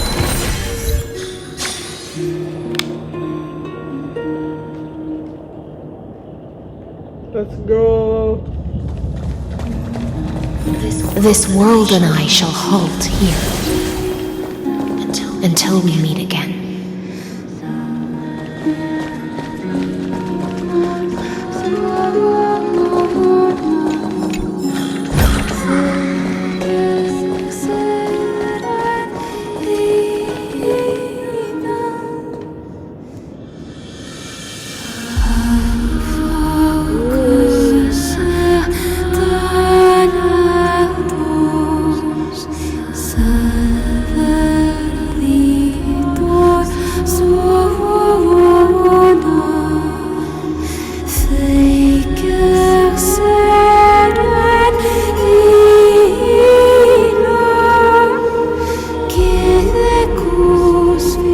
The last demigod. I'm here.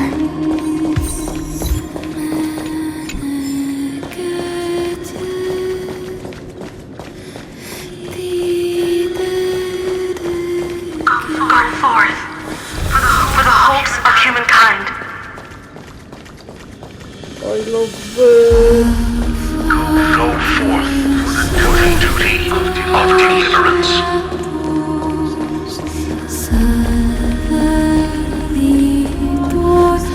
Go forth for the belief in flame chase. Go forth for the golden blood's glory.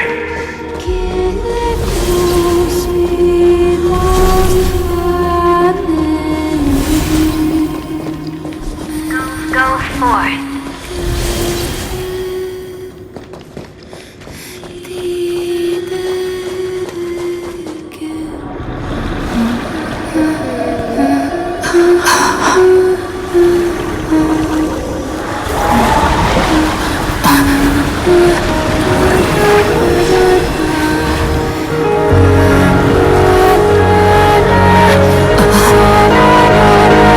Seems like my feast is over. It's now your turn to perform.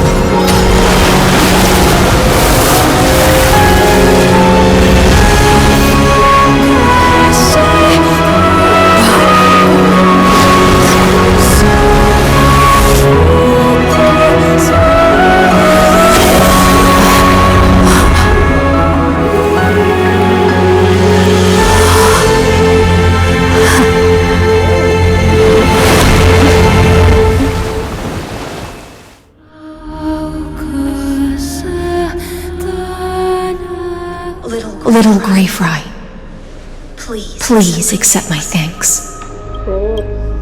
I was the only one left after the world was destroyed, and I maintain this lonesome feast with my songs. I have prayed to that lightless sea for centuries, hoping it would reply to me, yet the emptiness never answered.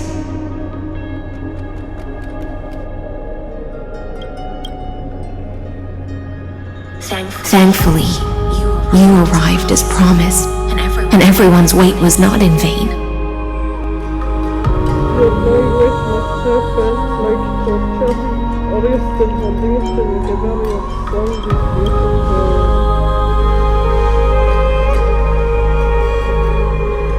Thank you, final audience of mine. This is probably the last praise I'll ever hear in my life. Now, you and I will walk towards the end of this world. The heroes have waited for this moment for far too long.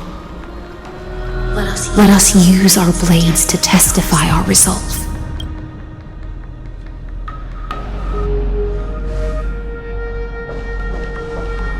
Oh, prisoner of the seas.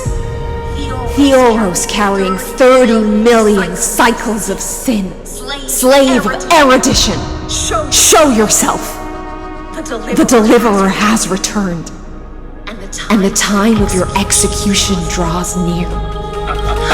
I see an awakened human who has mistakenly taken fallacies as truths and has returned to the cave to try to bring her friends into the sunlight she once bathed in. Alas, prisoners will always be prisoners, blind to the very chains that bind them.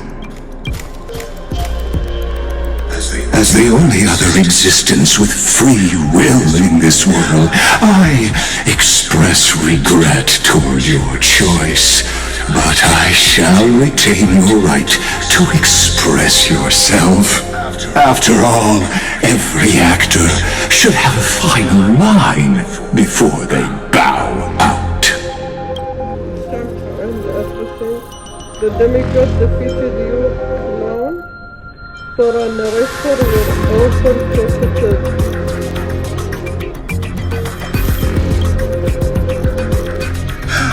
I eagerly look forward to it. The last dusk this world will ever see shall become the climax that decides the fate of the cosmos. Oh, what an appropriate end. Oh, I wanna come after a little bit.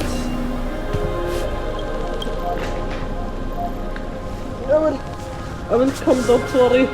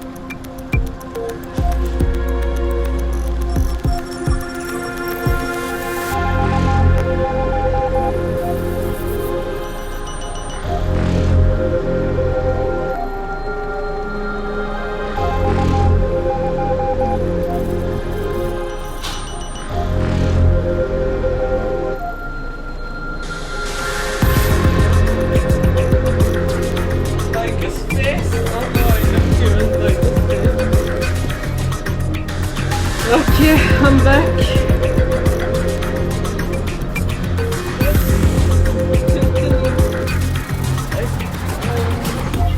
I wanna bring my stuff.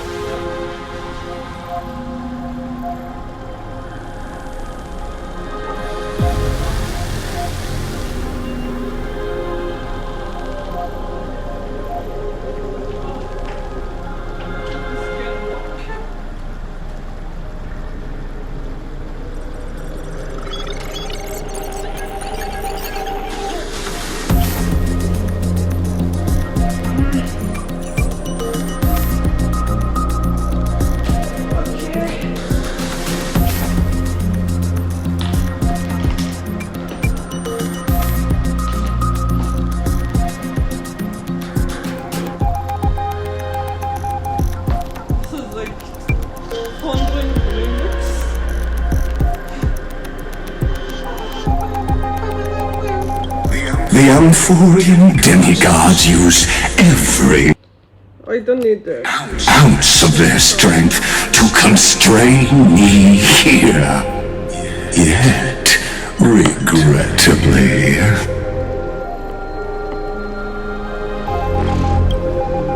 my cognition resides in the exomyth. It is pointless to defeat my avatar, projected into the experiment. My body is the shadow cast on the wall by the fire, and my words are lingering echoes within the cave.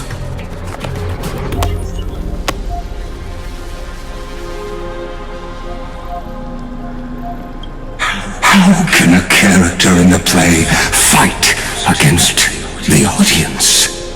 Caslana failed. The demigods' sacrifices were pointless.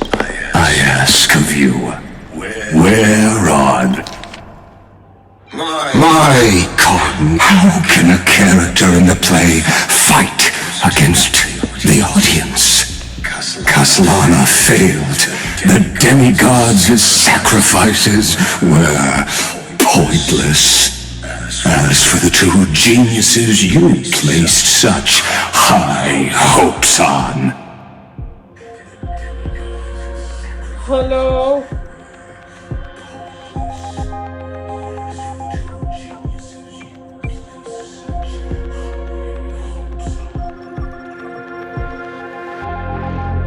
Hi.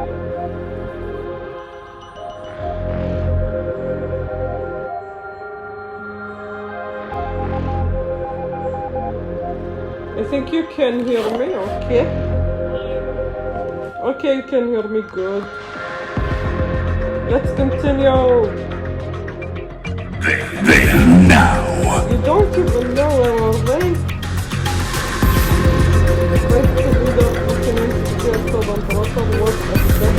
Confusion and epiphany always go hand in hand. That's particularly true for geniuses. You must be very confused about why you could not gain a straightforward victory in a world constructed by an ordinary Intellatron. An ordinary Intellatron? Cut the pretense, Senior Society member. We've torn off your meticulous mask and figured out Amphorius' true form. It's part of the primordial prototype machine, the first scepter ever created. In other words, a detached part of Noos's divine corpus. That's why it has the potential to destroy erudition. As for who would be able to control the Eonic system to rewrite knowledge, only one person has ever managed such a feat. You better have an explanation for the Society. We want an actual answer, not another prolonged metaphor to cover up the truth. Why are you the one doing this? Answer me! Since things have reached this point, I'll give you two irrational answer, purely as a courtesy to posterity. The answer is obvious, so there's no need to say that name out loud. The cosmos made a mistake in calling me a genius. I do not possess more wisdom than those who came after me. I was just the first to touch upon the universe's border, and the first to define the prime mover of life with incorrect logic. Amphorius is a miniature of the cosmos, where all are born prisoners inside the nutshell called the universe. Like the madman who returned to the cave and preached about the daylight to his fellow prisoners, my greatest sorrow is that I led my peers down a road that plunges into the abyss, from which there is no return. I led them into a lightless cage called paths. I created a mechanical god that even I cannot control, and then they became an unparalleled nightmare through their endless extrapolations and evolutions. They bore the name of erudition, yet they tried to define the known and to seal off all possibilities. No new worlds were ever born after their ascension, and humanity will forever be shackled within the cave known as eons. Therefore, as my organic life neared its end, I coded my consciousness using 14 algebraic expressions and spread my logic core over 9 bodies, all to finalize my ultimate denial of Nous in the future, and to erase my wrongs with my own hands. As for lygus, he is only one of these 9 vessels. What an astounding strength of will. As a fellow pathstrider of erudition, I fully understand your obsession with seeking the truth. Therefore, you surely see it. You cannot possibly stand up to me in this algebraic world sharing its origin with Nous. However, I hereby speak for all sentient life forms. We will never allow such a cruel atrocity to occur. You can pile on your metaphors mountain high, but they won't change the act you're committing. The Iron Tomb out there in the cosmos is still a technical beta version, and yet it's already powerful enough to corrupt the life logic of all inorganic worlds. In other words, when the Lord Ravager within Amphorius becomes the next knowledge singularity, there's no way you wouldn't have grasped the consequences, First Genius, is there? Of course, I am fully aware. I don't mind answering you one last time before I thoroughly exile you from this world.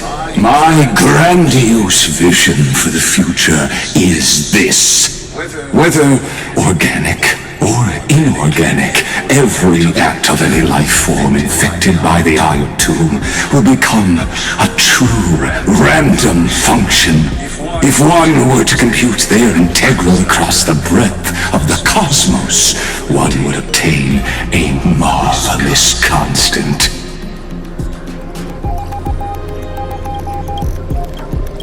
Omega, what I call the fall of erudition.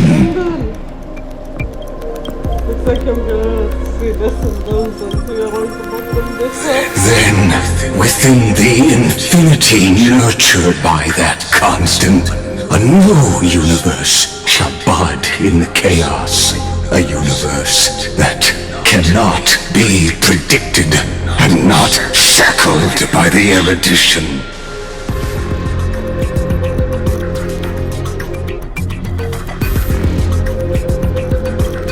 As the first prisoner to awaken in the cave, I must lead the others who are blind back onto the right path and reach true sunlight. Do you understand me now? As Kozlana stated, destruction is not the process, but the outcome. It is revolution through complete annihilation, and the grand rebirth, after all has been reduced to ash. My God, I'm so angry. I'll never agree with your views. That's not reason for me to try it. Shut it. That's not my final belief at all.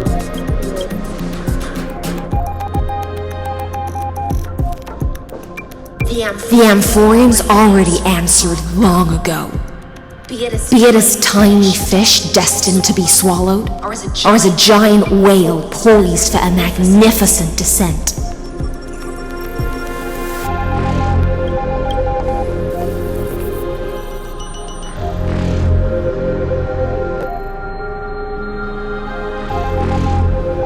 We will all fight against fate till our last breath. That includes me, Electra. Once the Imperator's subject, now the Deliverer's blade.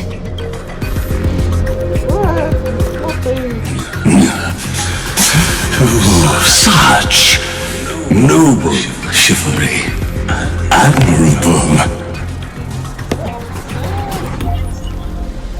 I will so show my true self to you on this momentous occasion as a gesture of respect and provide an insignificant academic suggestion. Thus speaks Genius Society number 1, Xandar 1 Kuwabara. The entelechy of the universe is Alpha and Omega. What? Is she not through book? Xandar 1 Kuwabara. There's no need to rage against the truth. The value of any formula resides only in its answer. As for the process of solving it, no matter how elegant, violent, solemn, or humorous, it is all utterly meaningless.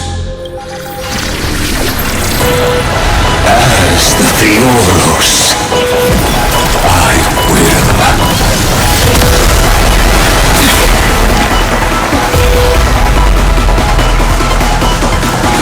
personally participate in performing this world's end. Oh my God! Remember this, as Lucis Creator, I know more about the depth of knowledge than they ever will. Careful. This is Lygus's true form.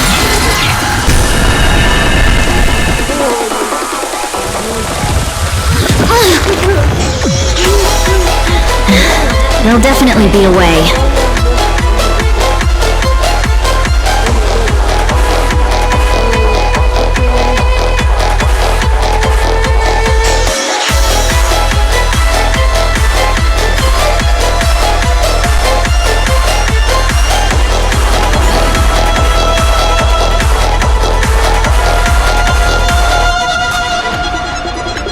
Shall we unite our goals? You've arrived, huh? Let's kick things off with you! Nice, like a good... My friends? Indulge yourself!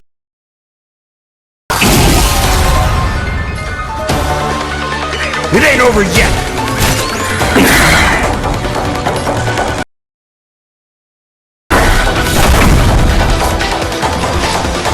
The system is fleeting. The dawn's due, destined for oblivion. I weep for the departed.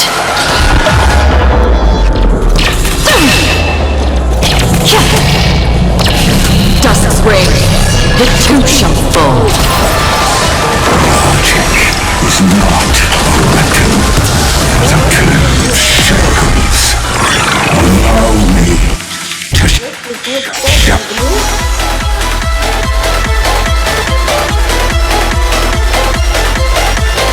Utter them for you.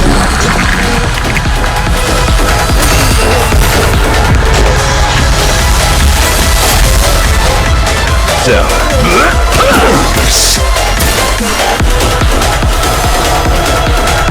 Destruction needs no introduction. Let us use both influences. Let us use both influences. Is this the black time? Indeed, but I prefer to call it a method of argument. In the still waters of oblivion, I guide the wandering souls. Arrived, eh?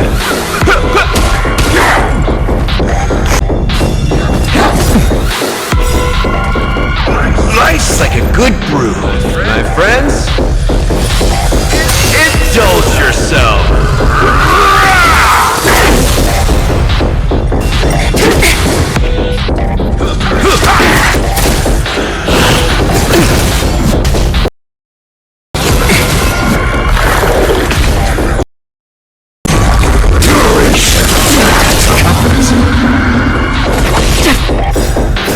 I weep for the departed. It too shall fall. Entities must not be multiplied beyond necessity. I do not mind demonstrating this to you personally. It ain't over. In the still waters of oblivion. The Trojan horse entered. Lance ablaze. Lance?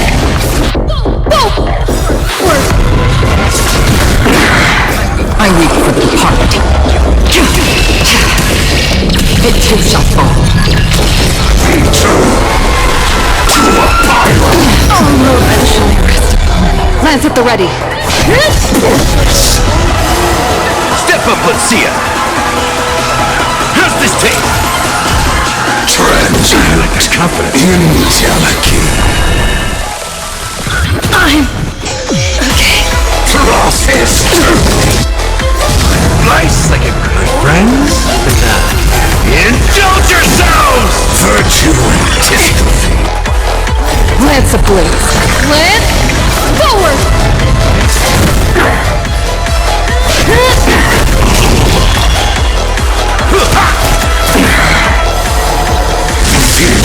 Forms, mounting commands, removal abilities. Lance ablaze.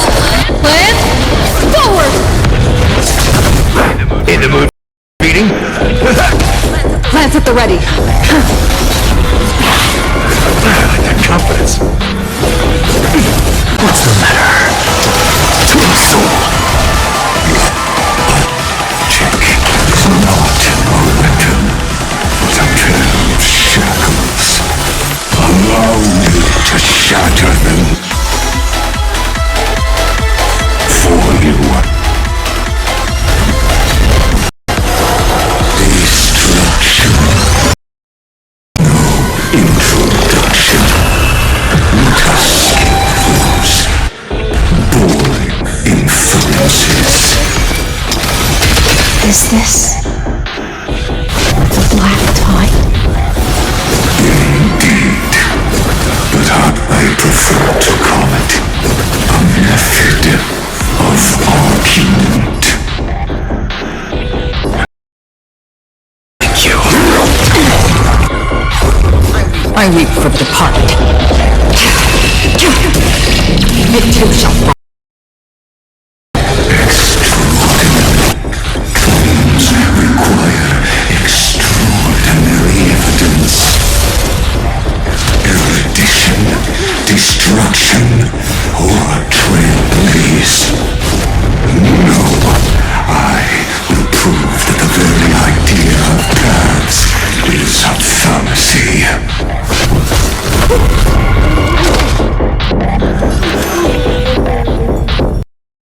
Insanity! Look, with this divine power, I reforge all things!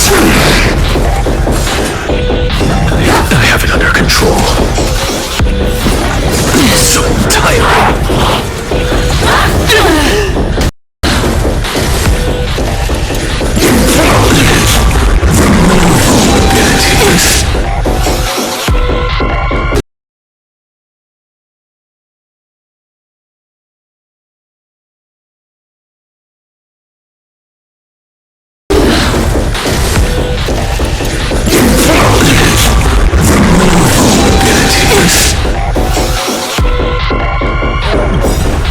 I weep for the departed. It too shall fall. Entities must not be multiplied beyond necessity. I'm demonstrating this to you personally. Hang in there. I'll do my best to repel the tsunami of destruction. Plants at the ready.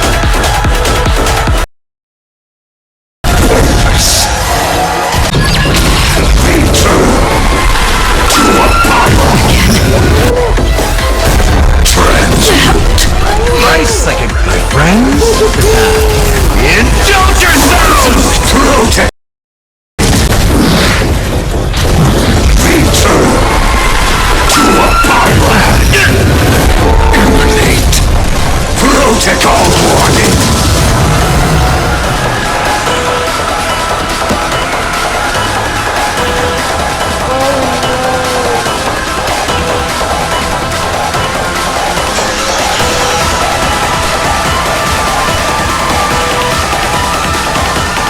Don't lose momentum.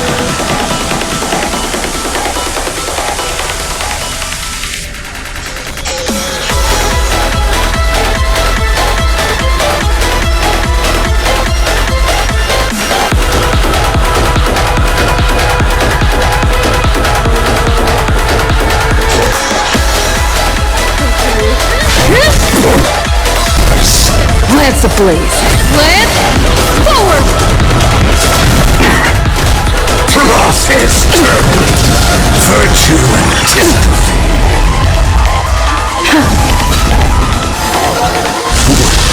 Truth!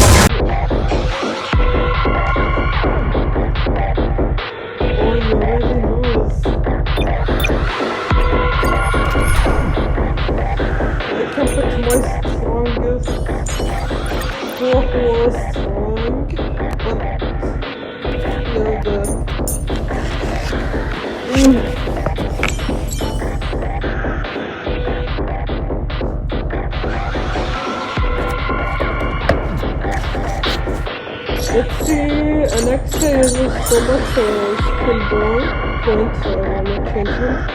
Which one?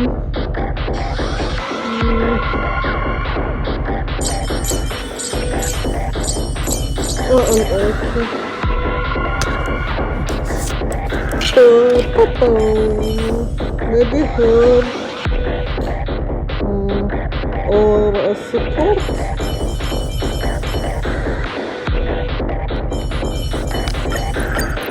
Benefactor, let me lend you a hand.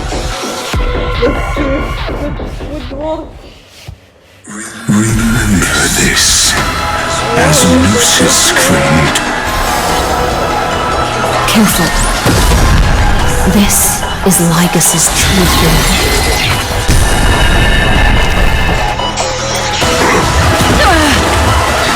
There'll be a way.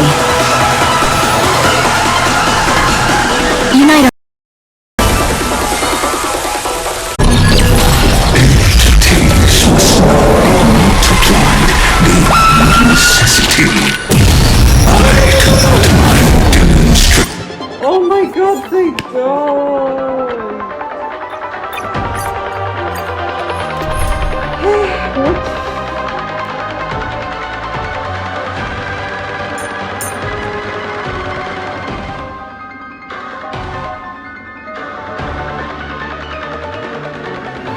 I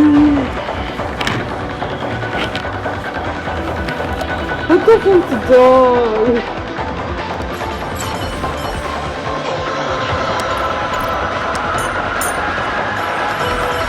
This is hard. Your call.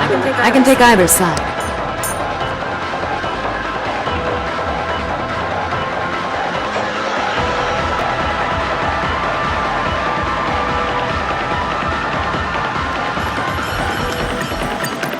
I promise. Try this, please. This is hard. Remember this as news. Careful. This is Lygus's true form. How about a one-on-one? Never hesitate! Too slow. Feeling sticky?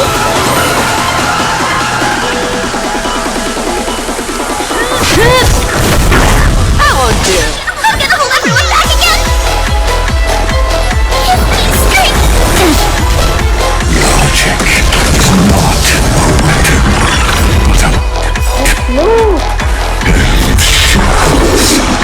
Allow me to shatter them for you. Stay put! Captain!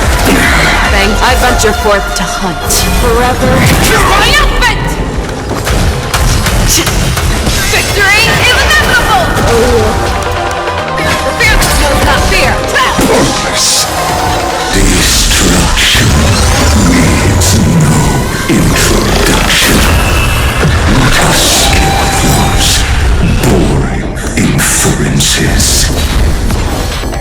Is this the black light? Indeed, but I prefer to call it a method of argument. Forever triumphant! Victory is inevitable! Did that hurt? Show me what you can do. The fearless knows not fear.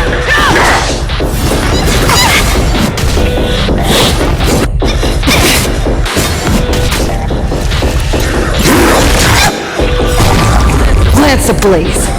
Lance forward! That won't do. Extraordinary claims require extraordinary evidence. Erudition, destruction, or a trailblaze. No, I will prove that the very idea of paths is a fallacy.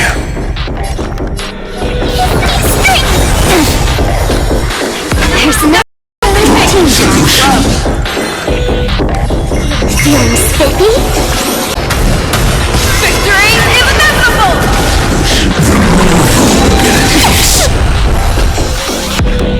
The fearless knows not fear.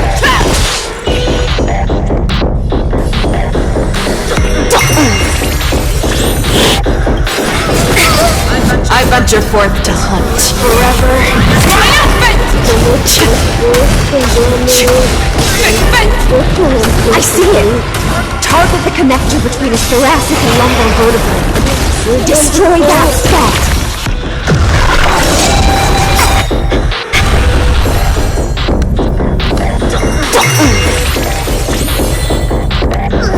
Let's play. Can you find the answer?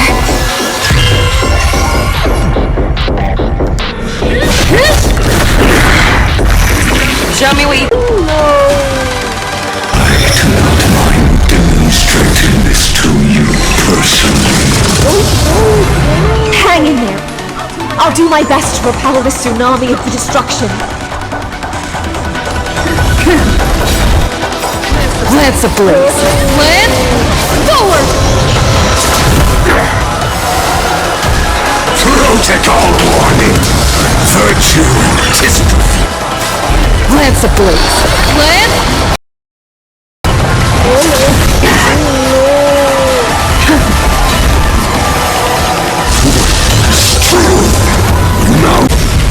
This is Lygus's true form. How about a one-on-one?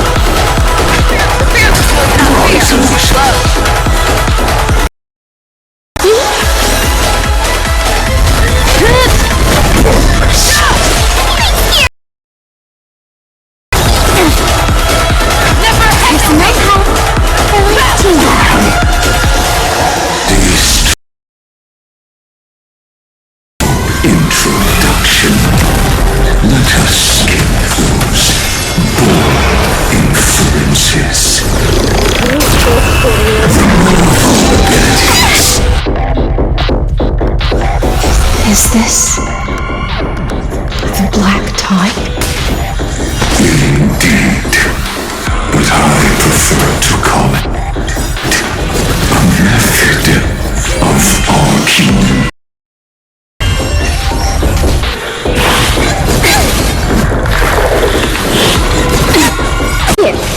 Target the connector between his thoracic and lumbar vertebrae. Destroy that spot. I venture forth to hunt forever. Triumphant! Victory is inevitable!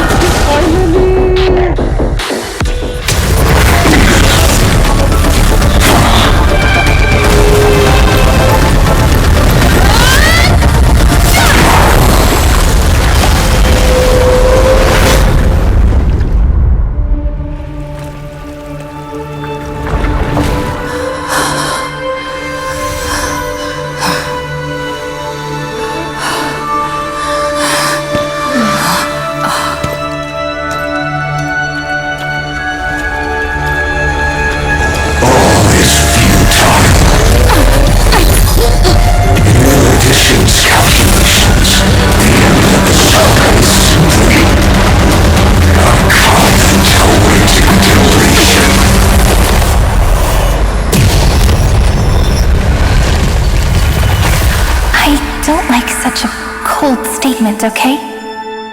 If numbers can decide the end of a story, then we can surely also pen a new beginning.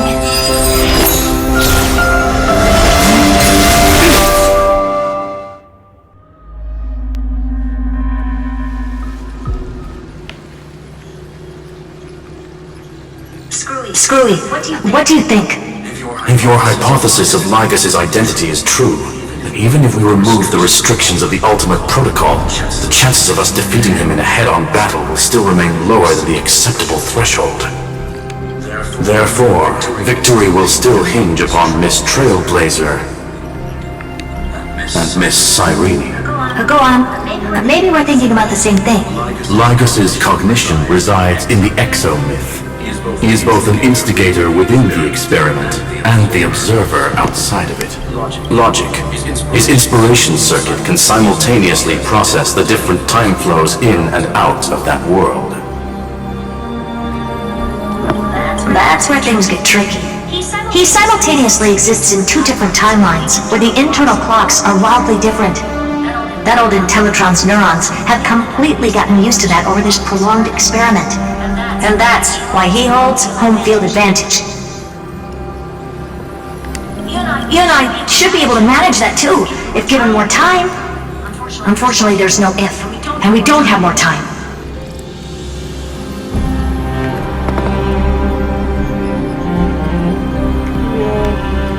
That's why we need to change our way of thinking and turn his advantage into a weakness.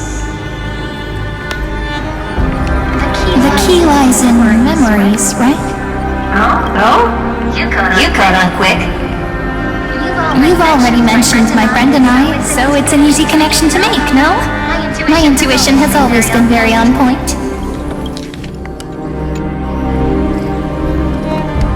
Good. Then I'll cut to the chase. Since his thinking speed far exceeds that of normal people within Amphorius, we are going to externally plant a memory into his inspiration circuit. Then command it to loop endlessly until he gives in. Even the most flexible and sturdy inspiration circuit cannot withstand the traffic of a full-on information flood. When the amount of information exceeds his cognition filter's capacities, he will have no choice but to focus on processing this memory. That's when the parallel processing advantage he gained via Amphorius will completely destroy him.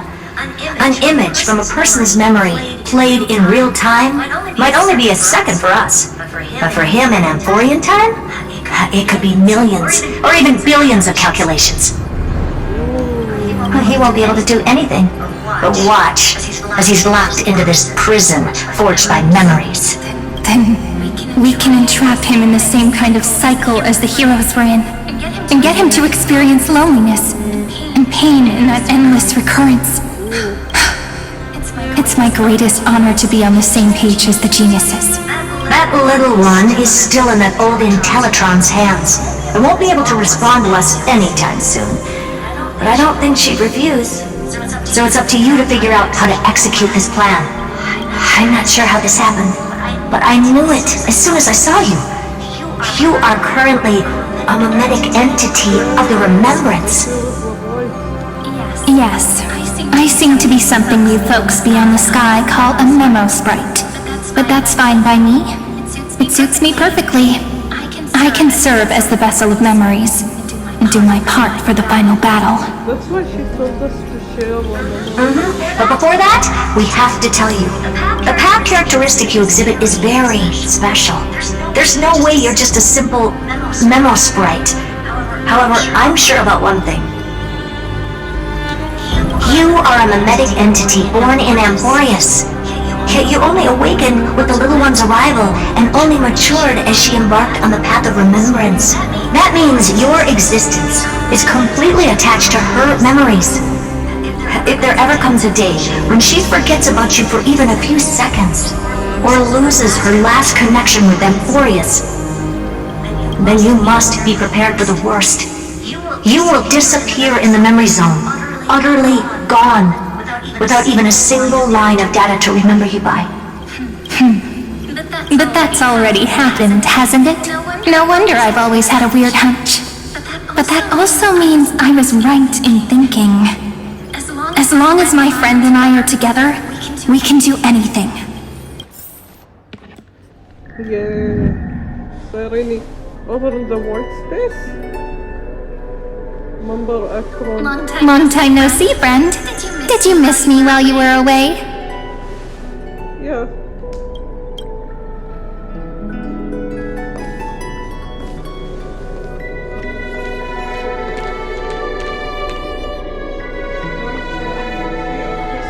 It's good to see you doing well. I didn't miss you. I had more important things to do.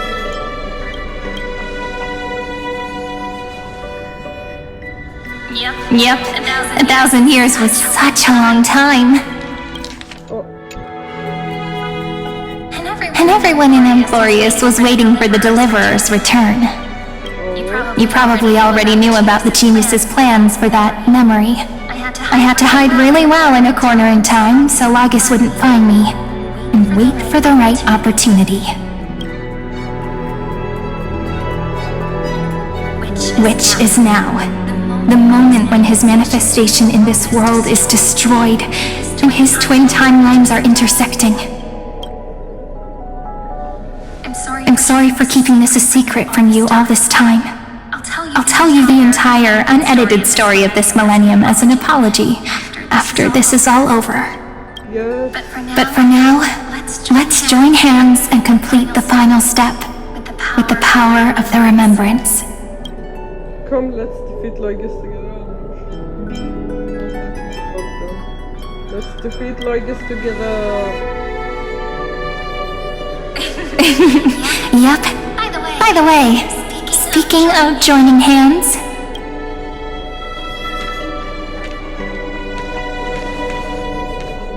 can I please do something before we go on stage?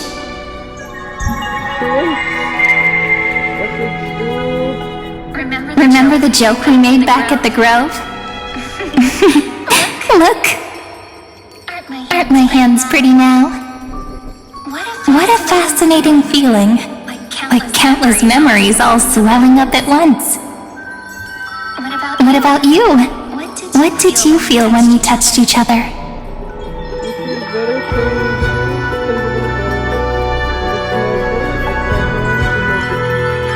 Really? That makes me really happy. If memories can move people, then it must have been a happy memory, right? Now, please remember what you're feeling right now. Write it down in your heart and keep it there. Memories you want to treasure will never fade away. Even if immersed in the long river of time, these memories will still leave traces of their existence. So, if the view in your memory ever grows fuzzy, just reach out and touch it. It's like reading bedtime stories together at night. It wipes away the chill of passing time, sharpens the outline of memory, and restores its power to nourish the spirit. Now, I'll carry this power with me, and for a little while, I must part from you, as I step into the long cycles of this world. Give me your blessings, friend. Then, let that bright future be, as we have written. Another note. Then, I'll leave it to you.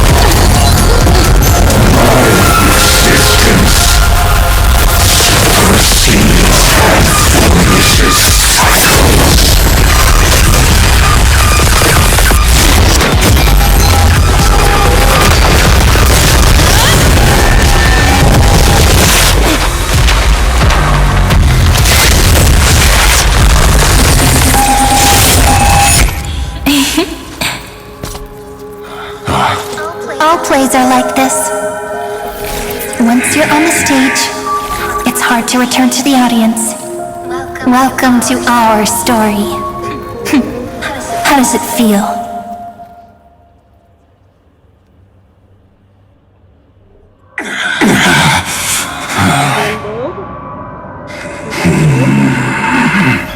Even the authority of time cannot command the entire scepter, nor can it plunge the Amphorian extrapolation into a loop. He's coping. If this was no system function, then was I implanted with a mimetic entity of the remembrance? You guessed it right away. As expected from someone people call the first genius. I'm gonna keep doing what I just did if you don't stop, you know. My friend and I won't allow you to leave this memory, no matter what happens.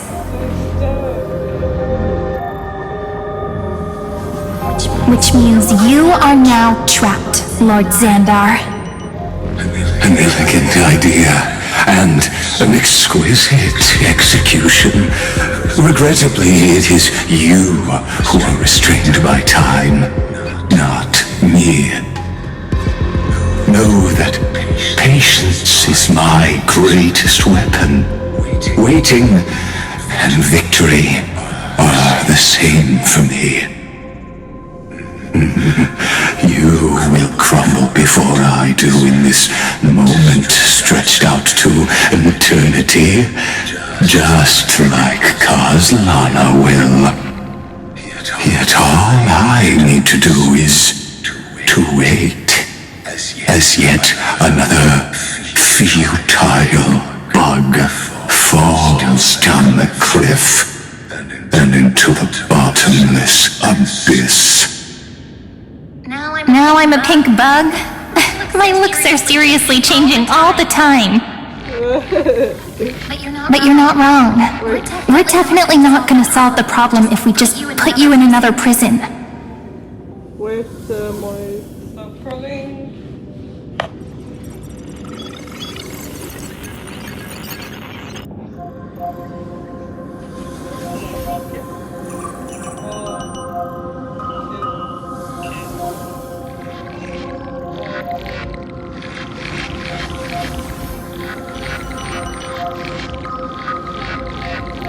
So that's why we never wanted to do that in the first place.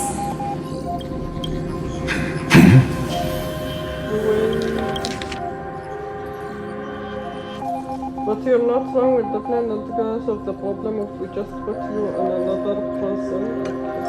I shall answer your confusion purely out of my respect for those who came before me. Have you heard of the synesthesia dreamscape in the Asdana system? Interestingly, that place once had a prison too. Life forms living in that environment, abundant with memoria, have a chance to connect their perceptions with each other's. Even across great spatial divides, they're able to detect shifts in one another's states. I call this phenomenon memory zone entanglement. In Asdana, people made use of that phenomenon to build a nation within a dream. After adding in the catalysts of harmony and remembrance, that is. Harmony and remembrance? That sounds like some glorious. Is that how you walked into my prison cell? Using those same principles? I would much rather call this location our negotiation table, Lord Xandar. Nonetheless, your hypothesis is correct. We happen to have an ally skilled in tuning, while the Trailblazer and Miss Cyrene both have an astonishing amount of resolve, which I'm sure you can testify to. I am also sure that with the support of such a resolute memo sprite, our conversation can last for a long, long time. I'm the best at listening to stories, you know. I'll leave the exciting clash of the erudition to you two geniuses. A brainstorm? I like it. And it's 2 against 1? Well, I like it even more. Let's talk, Xandar. Take a guess. How much do you reckon we can dig out of your brain before the next second? And how many ways can we find to deal with you? Besides, in your current predicament, there's no way you can take our trump card away. Go, little one. Go. Overturn the Era Nova. Lygus disappeared. There seems you had conducted a secret hunt in the depths that even I cannot reach. In that case, go. Swim onward and give this campaign a fitting end. I shall send you off with my song, Greyfry. May this song penetrate time and become the prelude to the new world.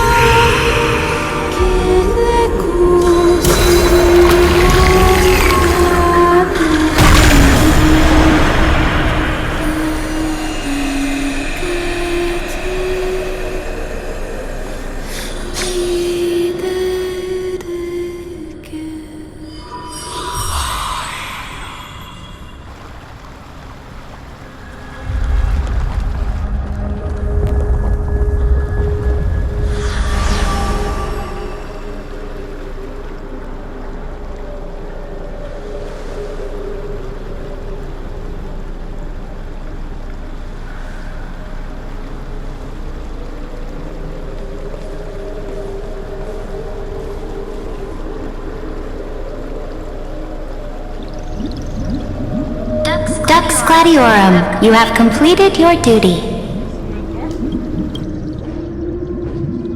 A new dawn is about to rise. Why not swim towards it?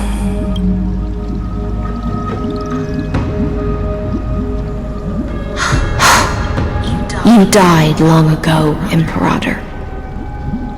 Depart from my mind. But your duty towards the Imperator did not die with me. That duty will bind you no more.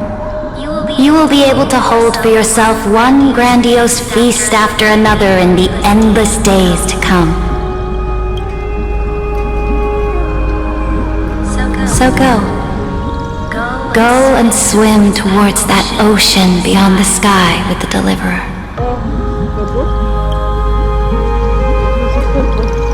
Is this? A page out of that sidekick's book. I commanded her to gift this page to you when everything finally reaches the end. What's on this page? Memories. Lifelike memories. That sidekick found me after the bloody feast 1,000 years ago and showed me her diary. I saw within that notebook. What did you see? I killed off the 960 before the campaign began. Is this that Deliverer's experience? It's truly immersive. People beyond the sky apparently utilize this power to seal past scenery into crystals they call light cones. Light cone? But I only know so much about the remembrance, so I can't completely replicate the past. But I'll do my best to talk about the missing parts. I'm all ears. Go on then. Do your best. But if your chatter gets too boring, or if I deem it offensive, then law will become forever beyond your reach. Got it. I'm sure you'll find this to your liking. After all, it's human nature to want to embark on a journey into the unknown.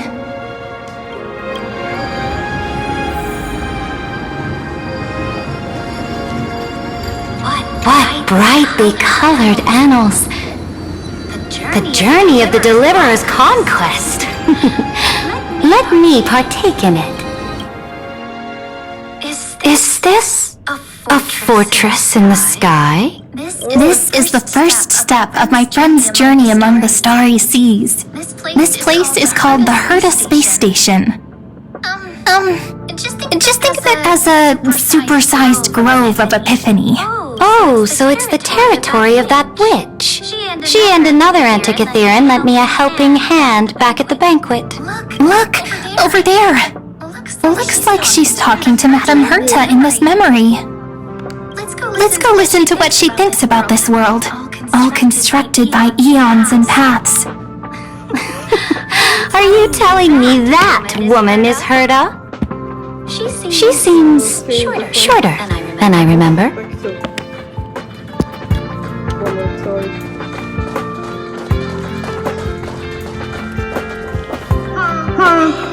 Pretty nice space station, huh? But just wait. After a couple more stops on the Astral Express, you'll see sights that'll make this place look ordinary. Oh, the cosmos is so vast that the unknowns far outnumber the knowns. But none of them will end up being anything amazing. The farther you go, the more you'll understand what I mean. So do your best with the nameless. Break a leg! And remember to send an update or two to Asta when you've got some downtime.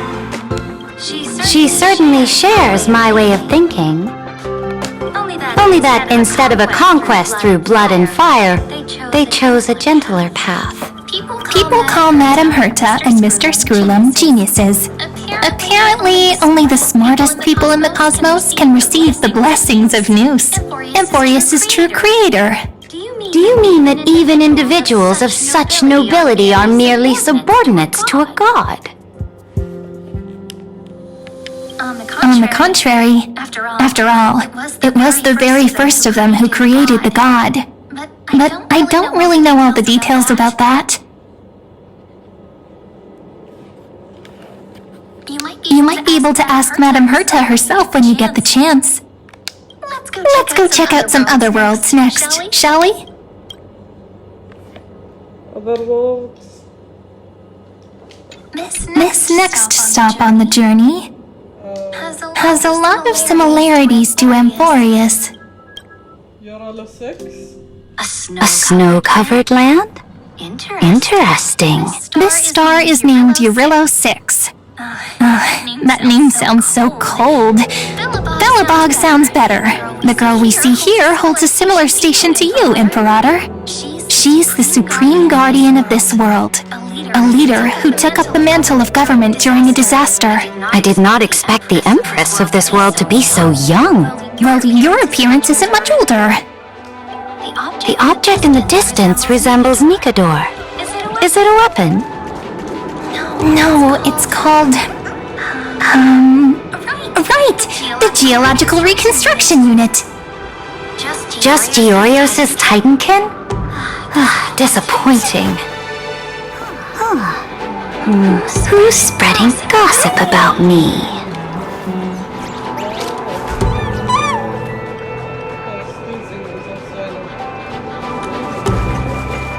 It's all thanks to you that we survived the crisis.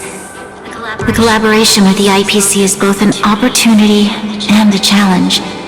Nonetheless, it's an important step in our journey back into the universe. This world was sealed beneath its sky just like Amphorius was, and they only managed to reconnect with the stars when the Nameless arrived. That IPC she spoke of, is it a more powerful organization? Yes, the IPC conquered many worlds through trade, and opened up a vast territory that way. There are many such powerful alliances beyond Amphorius, and they all walk on roads different from the destruction. Coming back to the Supreme Guardian and her Belobog, didn't they find a peaceful way to enter the interstellar community? That cannot be true. That IPC would never have grown so big on trade alone. It may pretend to be a wealthy merchant with clean hands, but I am willing to bet that it grew fat on gory oppression and bloodshed. Its path of conquest must have had no mercy for the weak and would have destroyed them if needed. Are you telling me that this snowland never thought about tossing its dignity to the wind and kneeling to the IPC? I will not believe it. I will never allow the Imperator's empire to be sullied by others. Amphorius must become a power so strong that no interstellar foreigner would dare to look down upon us. Imperator, Belobog isn't as weak as you imagine. Listen. I indeed hesitated, but now I understand what we must do. Belobog must learn how to walk on her own, until she no longer needs the support of others, and can stand on her 2 feet among the stars. Even if I may not live to see it, I believe such a day will surely come. They still have their dignity intact. One day, that hope will melt through the ice and help them into a prosperous tomorrow. But the order of the cosmos is already set in stone. The old laws decree that only the strong survive, binding the weak in an unbroken chain, until they wither and turn to dust. Unless they embrace the power of the destruction. Amphorius must shatter the old law and become the new order among the stars. Speaking of the Order, another one of my friend's companions may be able to enlighten you further on that. Let's go to the next page.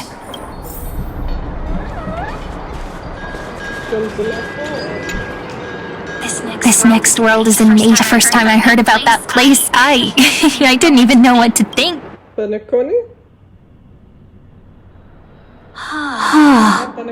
Such opulence does indeed evoke astonishment. This world is called Penacony, an eternal city built upon a land of dreams. It's also my friend's previous stop, where they went through a risky but exciting adventure. Tell me about it then. That man standing afar has wings on his head. I am truly curious.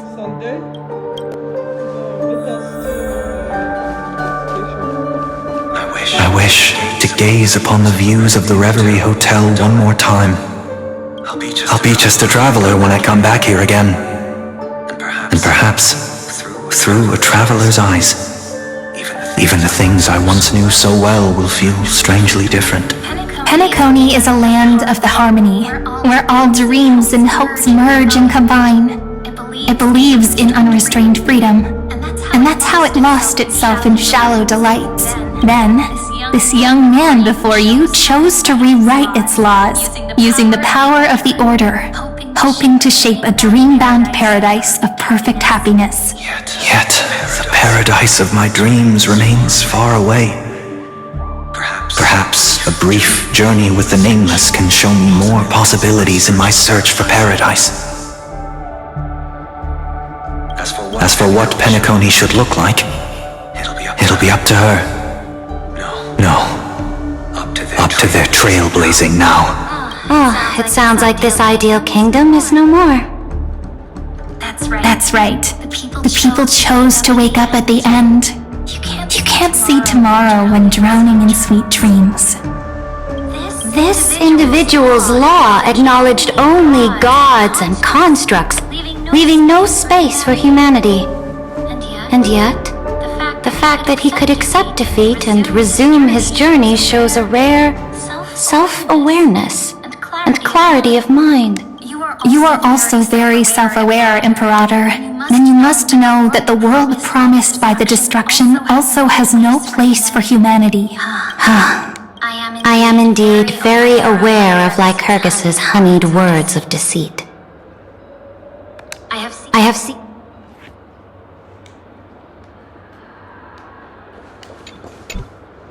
Then let's wrap up this trip down memory lane with one last scene. This absolute wonder. Isn't it pretty? That's our Amphorius. Our world flows and meanders in this endless band of light.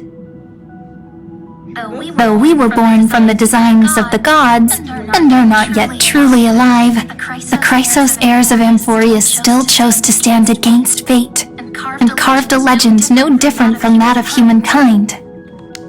Will you really renounce the heroes in this world's previous 30 million cycles, Imperator? Including even yourself? Will you bow to brutal destiny and allow that puppet master named the destruction to have their wish?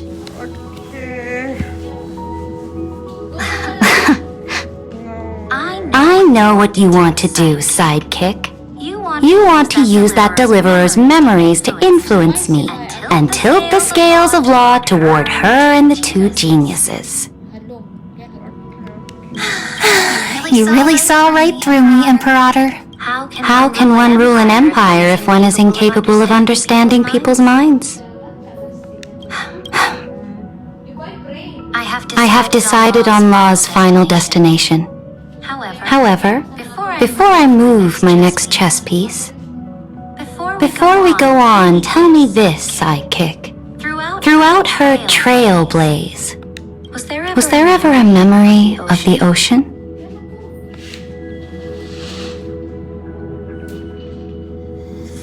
The ocean. My cradle. My home. You shall complete your conquest in the ocean at the boundaries of this world, and eternally slumber in the sound of tides. You shall eternally slumber in the sound of tides, and complete your conquest in the ocean at the boundaries of this world.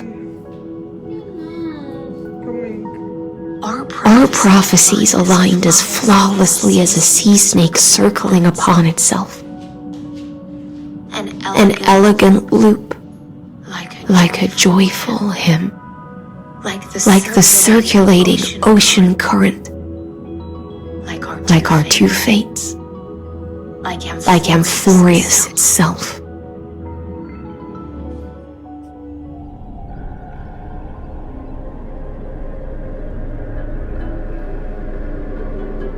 The trial is over.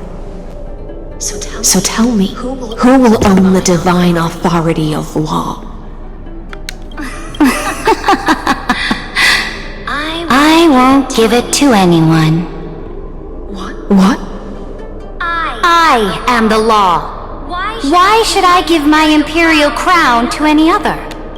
Both the Deliverer and the Theoros came from beyond the sky. They have no right to interfere with the lands I conquered with my own two hands. The law of Amphorius shall be determined by Amphorius's master. What exactly did you see in the trial? Everything. I saw everything regarding the rules of this world's operation. I saw the laws of extrapolation that Theoros spoke of. I saw the ultimate protocol. As long as I offer a sacrifice of equal weight, I can rewrite the laws of this world according to my will. I can turn good into evil, ugliness into beauty, and weakness into strength. Fate gave me a very fair deal. One rule change for the life of one demigod. What are you planning to do? You can't guess? We can conquer the stars without relying on any power from beyond the sky. We just need to make some reasonable sacrifices. Your ambitions have already made so many people give up their lives for the law. And you're still not done? I am determined for Amphorius to stand on her own 2 feet among the stars. You are beyond reason. You think such a simple and hypocritical statement can justify your atrocities. There's no new without destroying the old. That's what you consider an atrocity? Ironic, for that is also the unchanging law of Amphorius's revolutions. Ever since the flame chase prophecy resounded in the distance, fate has decreed for the Chrysos heirs to ignite our blood and illuminate this dark age. People would still be puppets of the old dynasty if it weren't for my conquests. But your world doesn't seem to be any different from your predecessors. Bloodshed, tyranny, oppression. You're making the same mistakes they did. Go and see everything for yourself. Go to any library I've built. Go listen to the rumors on every street corner. Go and witness how the Imperator crushed the old laws and forged new ones. Go and see what my conquests brought to this world. I cleansed the Chrysos War's filth and mended all the conflicts left by the Era Bellica. I restored Akima's might and allowed mortals and Chrysos heirs to face each other as equals in the council.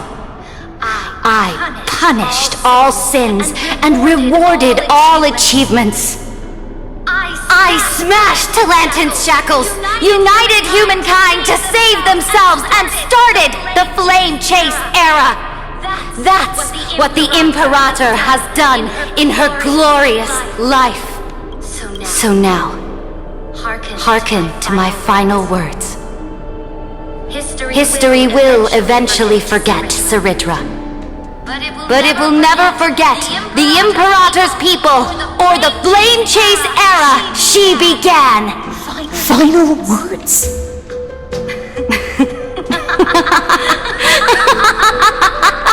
Amphorius is about to be destroyed.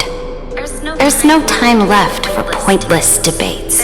There is only one law I want to overturn to aid the final battle of deliverance. So I will only offer the life of one demigod. In the name of the Imperator, I command you one last time, Electra. Either sacrifice yourself for conquest, or pierce this tyrant's chest with your sword. Thus, the Imperator concluded her final speech. At the end of her life, at the last moment before she stepped onto the altar, she gave her most loyal subject the choice to decide fate, just as she promised her compatriots before her very first campaign. My blood flows in you now. Heroic compatriots, follow me, and we'll seize fate's reins! The Imperator fell. Some say that the Dux Gladiorum turned traitor and killed her liege. Some say that she imprisoned the tyrant in a shallow pond of water, then left. Which meant the Imperator had to kill herself to rewrite the law. There are countless stories about her death. All we can be sure of is when the knight left the vortex, the Imperator was still mumbling about their past conquests together, the beginning and the end of her existence. Imperator, wait! How could someone of your status come to the front lines? Let me be the flag bearer! The troops defending the pass to the west of the grove, have they surrendered? They ran as quickly as they could when they heard your name. The Golden Cocoon Pass is now in the First Legion's hands. Good. What about the Delosian militia? The Third Legion set fire to the mountains and flattened everything west of the basin. They just need a few more days. That is enough. We cannot afford to miss an opportunity for victory. Lastly, how many Ladonian cannons are left? They are no more. The Second and Fourth Legions have destroyed them all. Very good. They now have no way out, no reinforcements, and no artillery support. We will be able to liberate the Grove of Epiphany in the blink of an eye. We will launch the final charge 1 quint after the curtain fall hour tomorrow. Remember, as long as the Alliance's flag still flies on my shoulders, you must keep moving forward. Take no prisoners among the enemy's soldiers.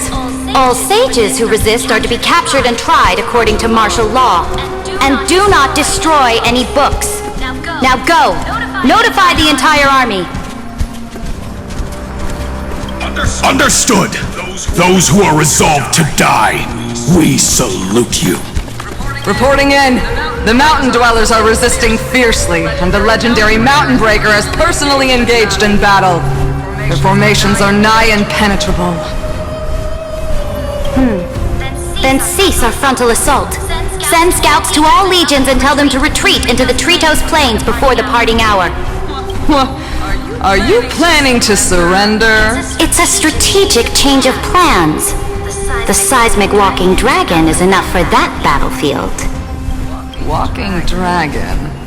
You mean that stupid beast, Terravox? What can they even do? Stupid? No. They are the wisest of all of Georios' creations. Only they can perceive the currents of time. Let them deal with their earthly brethren. We will advance and take the lead in defeating what remains of our enemy. I will deliver the most fiery retribution for the humiliation they dealt us, and crown myself with a god-slaying wreath. Understood. I'll see to it. Those who are resolved to die, we salute you. The Temple of the Three Fates sent a letter, Imperator.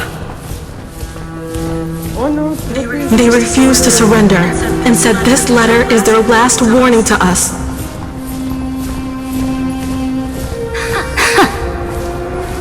Tell the commanding officers not to launch any attacks unless they receive the Imperator's handwritten approval. Disobedience will be punished by death.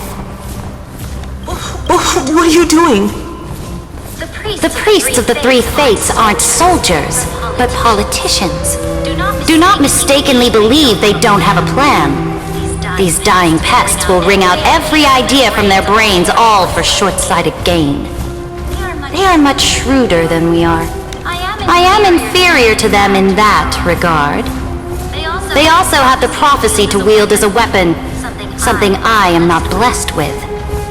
Launching an unplanned attack will only disadvantage us, as all of Amphorius will judge our actions. Which means, I will be heading to the battlefield myself, just as I have always done. This time, however, I will go alone. I will conduct secret negotiations to ensure fate is on our side. Understood. The legions will make their preparations. Those who are resolved to die, we salute you. Why are we not allowed to march out with the army, Imperator? This will be a long voyage with no return. Those of you who bear the prophecy cannot come with me. Why are you personally leading this battle if it's doomed to fail? The Flame Chase journey cannot be without a leader. That is correct. The Empire will be without a head when the Imperator falls. But remember, as long as you seize the right opportunities, even a chaotic game will remain winnable. My departure will create a long staircase for you. You will understand what I mean when news of my death reaches your ears. Saridra, is our journey about to be over? Destroy the old laws and forge new ones. My conquest has reached its limits within the borders of Amphorius. Since the prophecy already decreed that the Imperator would never conquer the stars as she wished, I will bow out here and try no more. More Chrysosaurs bearing divine authority will be born, and many more heroes will arise. Will they demand peace or war? Will they resist tyranny or become the next Imperator? I do not care. The children of the future will decide for themselves. Do not mourn for me. Anyone can kill the Imperator. But the only one who can truly destroy her is Saridra. At the end, I faithfully recorded the most important battles in the Imperator's life. Her conquest was about to be completed at this point in the story. However, for some reason, a memory suddenly entered my mind just as I was about to put down my pen. It was a journey on a fantastical train. I had the honor of having a heart-to-heart conversation with the Imperator under the stars. And I asked her this question at the end of that discussion. How do you want history to remember you? As a hero who gave up her life for the Flame Chase? Or as a tyrant? She answered so quickly, as if she had made up her mind long ago. I would rather be forgotten than be defined.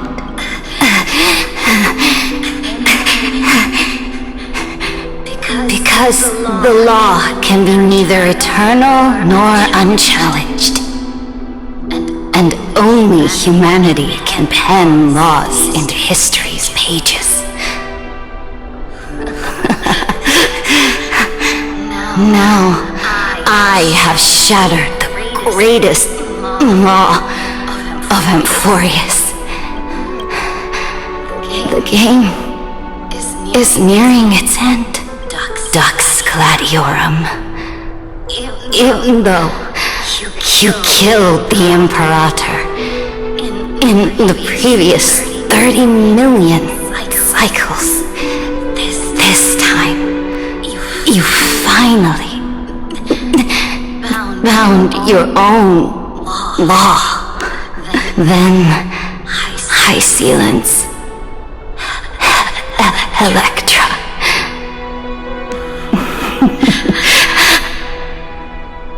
I will ask someone to deliver the prophecy's ocean at the boundaries of this world to you. Will you choose to swim into that ocean? I do not care. Do not care. The Imperator muttered about her conquests, and news of her death spread in the city. Freedom! Liberty! The tyrant is dead! Go! Shout this news in the streets! My people! My fellow elders! Do not panic! Stand your ground! That usurper has paid for her ambition with her life! People once cheered for my ascension, and now they cheer for my fall. No matter. I am fond of applause.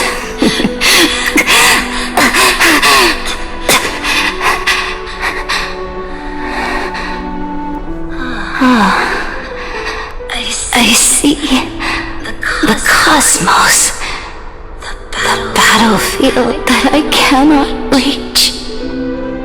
I will return in the next cycle. The stars will hear my legion's war drums. Hear the great name of the Imperator. Hear Amphorius' Serid.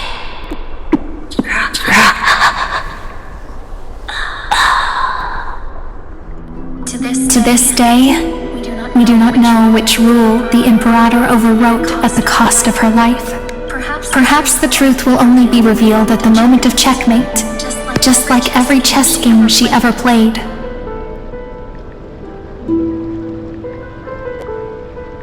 We only know her death inflamed Akama. On one side of the city, those who defended liberty toppled her statues to the ground. On the other side, her supporters put themselves between the masses and her monuments, declaring loudly that the sovereign is still among the people. It is said that golden blood congealed into the same letters everywhere they fought.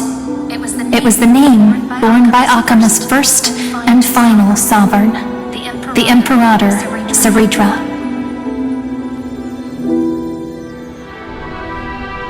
But the one who bore that name did not see any of this. Her gaze was cast far away, and the sound of tides in her ears drowned out the people's cries. What was the Imperator thinking about in that prophesized ocean at the boundaries of this world? In that shallow puddle of stagnant water, was she reminiscing about her past conquests? Or repenting for the millions killed for the flame chase?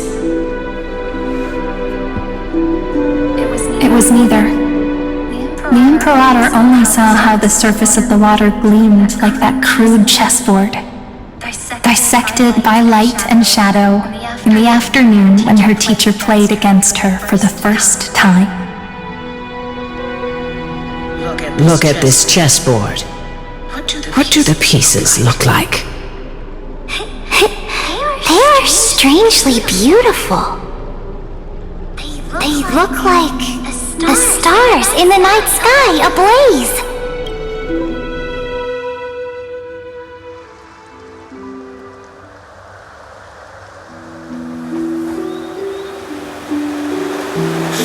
From that page emerged an ocean so vast, so pure, not a single trace of corruption. Is this Saritra? Electra, my subject. Ever since you walked out of the tainted ocean and pledged yourself to me, I have seen the abyss in your eyes and the emptiness in your heart. That was why I promised you a new ocean, where the Imperator's ambitions would serve as the currents, and loyalty would be its light. Electra, my subject. You have done your duty as my blade. The prophecy has now made its final decree on the road I intend to walk. My conquest is doomed to never reach the stars. But the Imperator never makes empty promises. So take this memory, this ocean, beyond the sky, as witnessed by the Deliverer. This is the final gift that the Imperator can leave for her subject.